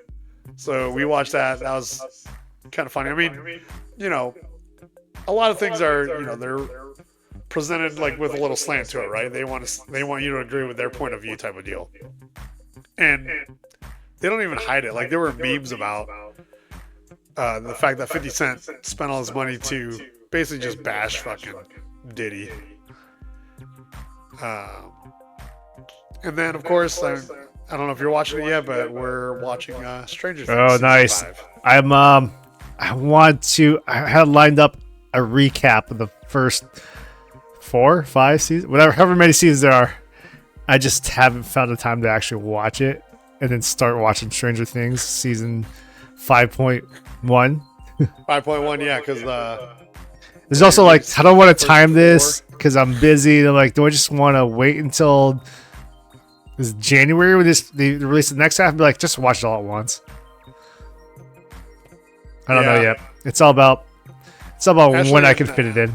Yeah, Ashley and Allie have been talking about it, so we're watching it already because Ashley and Berto have watched those first 4 episodes like 3 times already. Holy shit! I like Stranger Things, but I don't repeat watch them. I tell you what, we're not going to be watching. By we, I mean you too. Notre Dame in a bowl game. They're Babies. just stupid. Like, fine, don't play in a fucking bowl game. And they're claiming that, like, you know, the director of the ACC sabotaged them by campaigning for Miami to go. Well, Miami shares in the revenue. Like, Miami being there means they make more money. Like, why would they promote you? So they're saying, like, Notre Dame's AD came out and said that has done permanent damage to the relationship between Notre Dame and the ACC. And they might leave the ACC in basketball. And everybody's like, who fucking cares? But also, I don't know if you watched this. I can't remember. I thought I sent it to you. I don't know if you'll be able to hear this. Let me see here. Tell me if you can hear this. Nope. No? Shoot. Okay. I really don't like Stephen A. Smith or Paul Feinbaum or Cam Newton. I don't like him either. Well, it's not that I disagree with Stephen A. Smith. I just hate that he's yelling all the fucking time. But he does say, like, you know, what did you expect the head of the ACC to do for Notre Dame when Notre Dame getting in means an ACC team doesn't get into the playoff? Like, he doesn't owe Notre Dame anything. He's campaigning for his conference because his conference going into the playoff means his conference, you know, as far as the revenue share, makes more money. Duh. Like, if you want more pull, join the fucking conference and win the fucking conference. So I don't feel bad for Notre Dame. I don't think anybody cares that they have said that they don't want to be in a conference, or a bowl game this season if it's not the playoff. Like, fine, don't, you know? I think the only people that are going to be mad, fucking NBC, who has the contract to show all the Notre Dame games. Because if they're not playing, then NBC can't make money off of them. So you just hurt the one hand that's feeding you. So yeah, I was kind of wondering about that. I'm like, well, that means one less game for NBC, right? Sure. I bet. Well, actually, I don't know for certain. The bowl game may be associated with there may be a contract with a certain bowl game with a specific. That's true. Yeah, network. That's true. So it may have been like the bowl game we're getting is not going to be an NBC game. In that case, I bet they, I don't know how much this is a stretch. I feel like it's not. I bet they checked with NBC before they said, "Oh yeah, 100%. We're not going to accept any invites to us." There's a contract clause associated with that decision for sure. Yeah, we're not. Yeah, we're not. Okay, then we won't invite you. Like, if oh well. But other than that, like that was entertaining. Sharon Moore, entertaining. Unfortunately, sports did not go our way, Alex, this past weekend. Big Ten Championship was heartbreaking.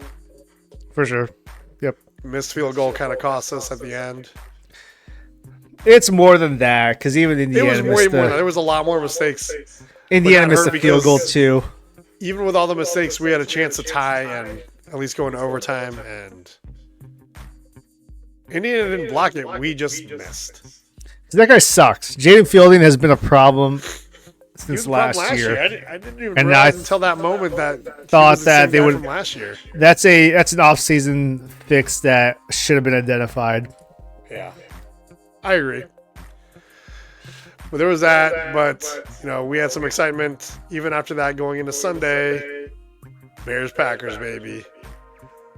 Put up a fight, but yeah, it sucked too. That last pass fell a little short. Yeah, that was a rough weekend. Rough weekend after a high of beating Michigan and then beating the Bears, beating the Eagles, the defending Super Bowl champs. But you know what though? We've got the Browns this weekend. Hopefully we'll win that, and then we've got another shot at the Packers next weekend in Chicago. So hopefully it goes different for us. But actually, I have a good friend, a longtime friend who's going to that game in Chicago. He's actually flying back the same day I'm flying in. Oh, he's trying to get me to go to that game, but stuff came up and I didn't want to pay for a ticket. Actually, you know what? He doesn't even have a ticket yet. Him and a bartender in Huntington, who's a Bears fan. Their plan is to get a ticket when they get there. I'm like, they're going to be carrying a shitload of cash with them because it's going to cost a bunch. Good luck. Yeah. I'm sure they'll get it, but it's just, it's going to come at a price. The Bears are in contention this year, and quite frankly, they were pretty close. It was a competitive game, so it's gonna be a pricey ticket, that's for sure. But anyway, what have you been watching, dude? Oh man, it's more about what I have not been watching. I have not also been able to, yeah. Like I mentioned, I haven't been able to start Stranger Things because I want to watch that catch-up video before I watch it, because honestly, I don't remember what's happened. Yeah, I gotta be honest. It's been so long. I told Ashley that, like, we were watching, I'm like, I feel like I missed some of season 4 because I don't none of this is feeling like familiar, but it's also been 2 years, so. So honestly, I might watch multiple catch-up videos to remember what's going on, and then I'll start Stranger Things. And given the business of what's going on with holidays and all that shit, I'm considering just being like, what if I just push it back until January when they release the second half of the season? Yeah, it might be better. Do a full-on weekend binge, right? Yeah, or over a couple of days or a couple of weeks. The one I'm more likely to continue on is the Welcome to Derry series, the TV series based around the It movie, the It series. I think I may just be like 2 episodes behind. Once again, this is one of those like things that doesn't make sense why I watch it because it messed me up as a kid, and I decided to keep watching it as a kid and watch the newer version as an adult and watch the expansion of that universe as an adult. Why do I do that? I don't know. It's one of those things I just do. It's kind of like I just want to feel alive, so I watch something that's scary, makes me feel the adrenaline. But welcome to Darius, top of my list. Stranger Things, the top of my list. It's football season, so it's hard to. What about it's hard this? to fit other stuff yet? in. Oh shit! No, I've not watched that yet.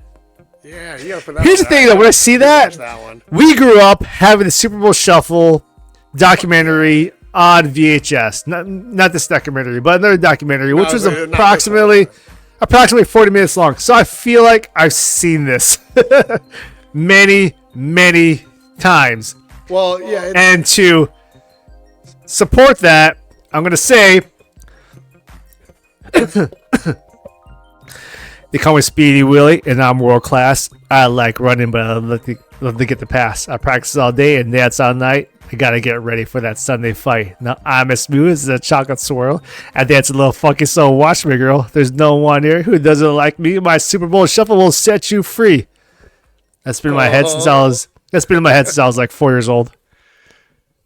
Yeah, no, it's a pretty interesting documentary because, we know the story, like, we don't know the story, but we know, like, they actually recorded this before the Super Bowl, right?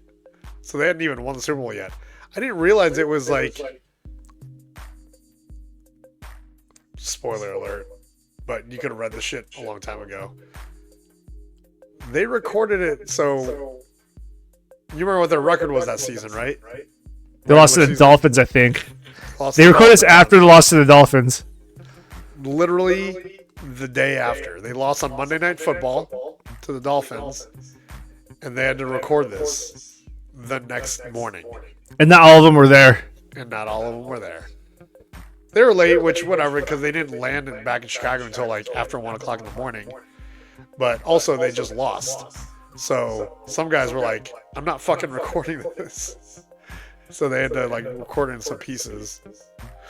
But it's pretty interesting. And, Samurai Mike talks about like, man, we would have looked like huge fucking dumbasses if we didn't win the Super Bowl. Could you imagine doing that? Like, holy shit, we have to win the rest of the games and the Super Bowl to have any credibility with this. But apparently the decision to record it was based on like it going, like all the proceeds going to charity. So that's why they did it. So, but it's interesting. You should give it a watch. It's on HBO Max, or looks like it's on. That's on my list. Nope, it's on HBO Max. It's HBO Max. Yeah. It's been. We watched that VHS so many times when we were kids. Yeah. It's like I don't know if they could replace that. And if you've never seen the Super Bowl Shuffle, look it up on YouTube. It's there. Oh, I've listened to it a couple times recently just because of this documentary. Oh, if something crazy happens, I'll be playing it for a fucking week. But I digress. Yeah, you should add it to your list and watch it. That's all I'll say about that. And then we've got the playoffs coming up, the college football playoffs. We don't play until, is it New Year's Day or December 31st? For Ohio State or sorry, Ohio State. I think it's the 30th or 31st is when I forgot the team is now. Pull it up, dude. Just look at it. Look at this shit. We got a bye, I think. Oh, we did. That was what I was about to look up. We're either 2 or 3. Brackets. I think CFP were 3. I think Georgia jumped us. I'm okay with that. Georgia won their conference. We are. I'll put this up here. Oh no, we are 2. Georgia did not jump us, but we do have a bye. Georgia's got a bye also, I guess. Texas Tech got the 4. Wait, who's got the bye? Ohio State, Georgia, Indiana, and who else? Texas Tech. Okay. Fucking Indiana, a basketball school, more often than not, is number 1 in the nation. Yep. Good They're for them. legit, man. Like we made a lot of mistakes, but they played a good game. Solid defense. They played a good game. That game was solid defense and mistakes on special teams and offense. I agree. It was a lot. It was defense. Neither offense looked good at all. Well, here's the thing. I was shocked that their quarterback got the player of the game. I didn't think he played that well, to be honest. No, he got his. He was better. That was the Heisman game, though. That was the Heisman game. That was no matter what happens, the person here wins out. He looked better than Julian, but not by much. It was very marginal. But for that game, I didn't think he was the player of the game. No, is more what I was saying. Like Heisman, cool. Yeah, I'm not gonna argue that one. If it was between those two, it's a very lackluster Heisman competition as far as this game goes. But player of that particular game, I didn't think that was him. Now, obviously, if it was one of the receivers, he was throwing the ball. But I felt like it probably could have been somebody on their defense because I mean they just like stifled our run game. Like the passing game was okay, but the fact that we couldn't get anything working on the ground took away just enough effectiveness of the passing game. Obviously, they came out on top. So, how about James Madison though, huh? That is Kurt Cignetti's former team. The Indiana coach's former team. Oh, okay. What's interesting about that is, I don't know. I feel like that's going to give Oregon. That's potentially a game that gives Oregon a lot of momentum going into a game against Texas Tech. I don't know anything about James Madison. Don't get me wrong. They're going to lose to Oregon. That's a pretty sure I feel thing. like they're going to get their ass kicked, and it's going to just pump Oregon up. So it's almost like a warm-up game, right? Yeah. They get a tune-up game, and then they go play the Texas team that Tech. got a bye. I think Oregon would beat Texas Tech, too. I do, too, especially, again, sometimes that extra week off is detrimental, right? So, who knows? Who knows? But, yeah, Texas, or Alabama, Oklahoma. I'm curious how that goes. Either one, whoever wins that game, how that goes against Indiana. But we have till the 31st. We have, honestly, between Miami and Texas A&M, like, that could potentially be like a momentum builder for whoever wins that game going into the game against us. And, we're idle for an extra week, so I'm curious how that plays out. Is the bye really that beneficial? But I think of the teams that don't have the bye, Oregon's got the easiest road. Seemingly, right? Seemingly easier road to the championship. Mm-hmm. I just realized Ohio State and Indiana could play again. Yep. I think they want to set that up. I hope they do. Honestly. That's an interesting rematch up again. I think it's what the college football world wants to see again. No one wants to see fucking anyone else. It's Ohio State, Indiana. No one wants to see Texas Tech, other than people from Texas Tech. 3 Big Ten teams, and they're all in the top 5. Actually, SEC people want to see Texas Tech. Wait, is Texas Tech Big 12? Say Texas Tech is an SEC. Alabama's SEC, and Georgia's SEC. That's it. Oh, is A&M? I can't remember. Let's ask ChatGPT. Is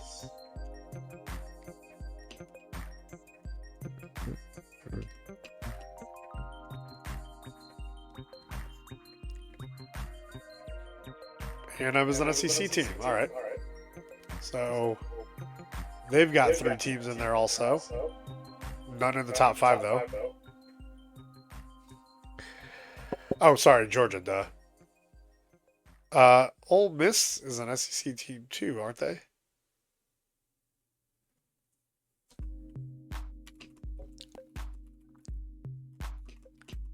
Yeah, just a timekeeping reminder. We're at 2.5 hours, and for people listening, once you get closer to 3 hours, it becomes a lot more difficult to upload this content onto YouTube, onto Spotify, onto anything. Something happens at 3 hours, so at 2.5 hours, it's probably closer to when we need to start ending it because we don't know if we're going to be able to push this out. We're going to start reining in the clock again a little bit, but Ole Miss is part of the SEC, so I guess the SEC has more teams than well, they lost their coach. Did they? Oh, yeah, duh. Lane Kiffin disappearing in the middle of the night? Like, what? This is weird, where it's like coaches are leaving in the middle of the postseason, and teams are like, do we keep them? And this includes Ohio State.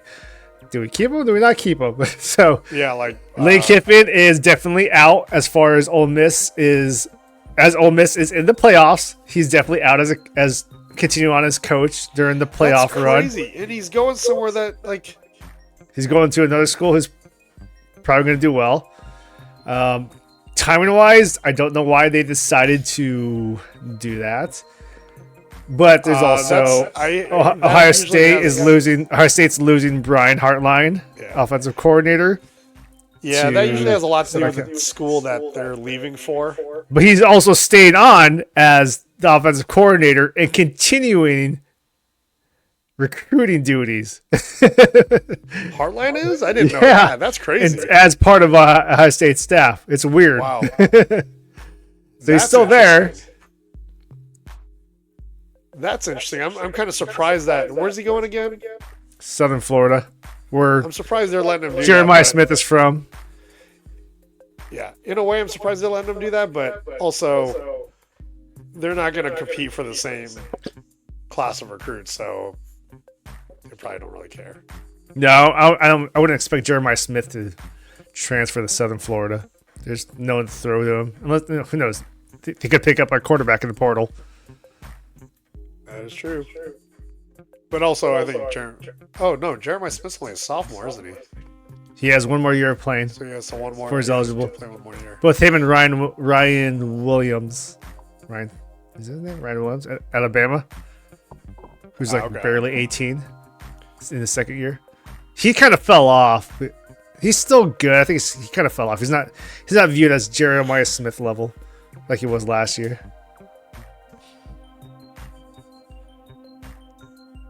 Well, everybody paid more attention, so defending him a little more tightly. But anyway, that's what we've been watching. Those of you that are still with us, we appreciate you. Gonna get into the closing thoughts, but before we do, just want to remind you that if you'd like to support what we're doing, we'd love it if you would leave a comment in the comment section, like the episode, subscribe to the channel, and click that notification bell so you know when our new episodes are out. And if you would prefer to share or participate more anonymously, you can always shoot us an email at gagepodcast@gmail.com. All right, before we hit that 3-hour mark, let's get into our closing thoughts. Alex, lead us off. Sometimes when you're having a bad day, you need a quick pick-me-up, a quick dopamine hit. Just go to YouTube, type in babies with dogs. Okay. I do that. It's already in my YouTube algorithm, so I can wake up to it. I can go to sleep to it. I could be in the middle of the day at work with it, taking a shit. I'm like, sure, watch some babies with dogs. Like they're just like laughing hysterically and shit. Like, yeah, or dogs being very protective of babies. Oh, yeah. Like when even to the point where the parents can't touch. Yeah, like our babies. They're watching a baby's crawling toward the staircase, and the dog just runs after it and stops them. Like bites on the baby's like clothes and pulls it back. Yeah. There's a lot of there's some cool shit out there where it's like I have the, seen some of that. the dog was able to sense that a ceiling fan was about to fall down, so it grabs the baby, it bites the baby's clothes and drags it over. There's some cool, and then other times just the baby playing with a dog. It's very therapeutic. I like it. I like Babies with dogs, do it. Or just type in dogs on YouTube, puppies. You know, I'm gonna kind of build off that, and you know, we're in the holiday season, baby. Season of giving. Like, let's do some positive things. Positive things. And by the way, in that same vein, if it's not yours, don't pick it up. It's not yours.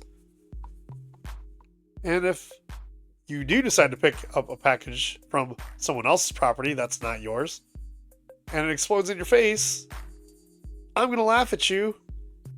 And when you decide to call the cops, I will laugh even more when they arrest your ass for attempting to steal. No, you did steal it. You did steal it. So, anyway, let's just all be good to each other. Let's just do the right things. We all know what the difference is between right and wrong. People save up, you know, do what they can to save money and purchase these presents for their loved ones. Who are you to take that away from them? Anyway, let's just all be good to each other. That's all I got. I'm going to find our music and take us on out of here. Let me get this going. Yep, that's it. All right, guys. Thanks for sticking with us for a very long time again. We will see you next week. This has been another episode of The GAJ. Yeah. Love you guys. Adios. See you next time.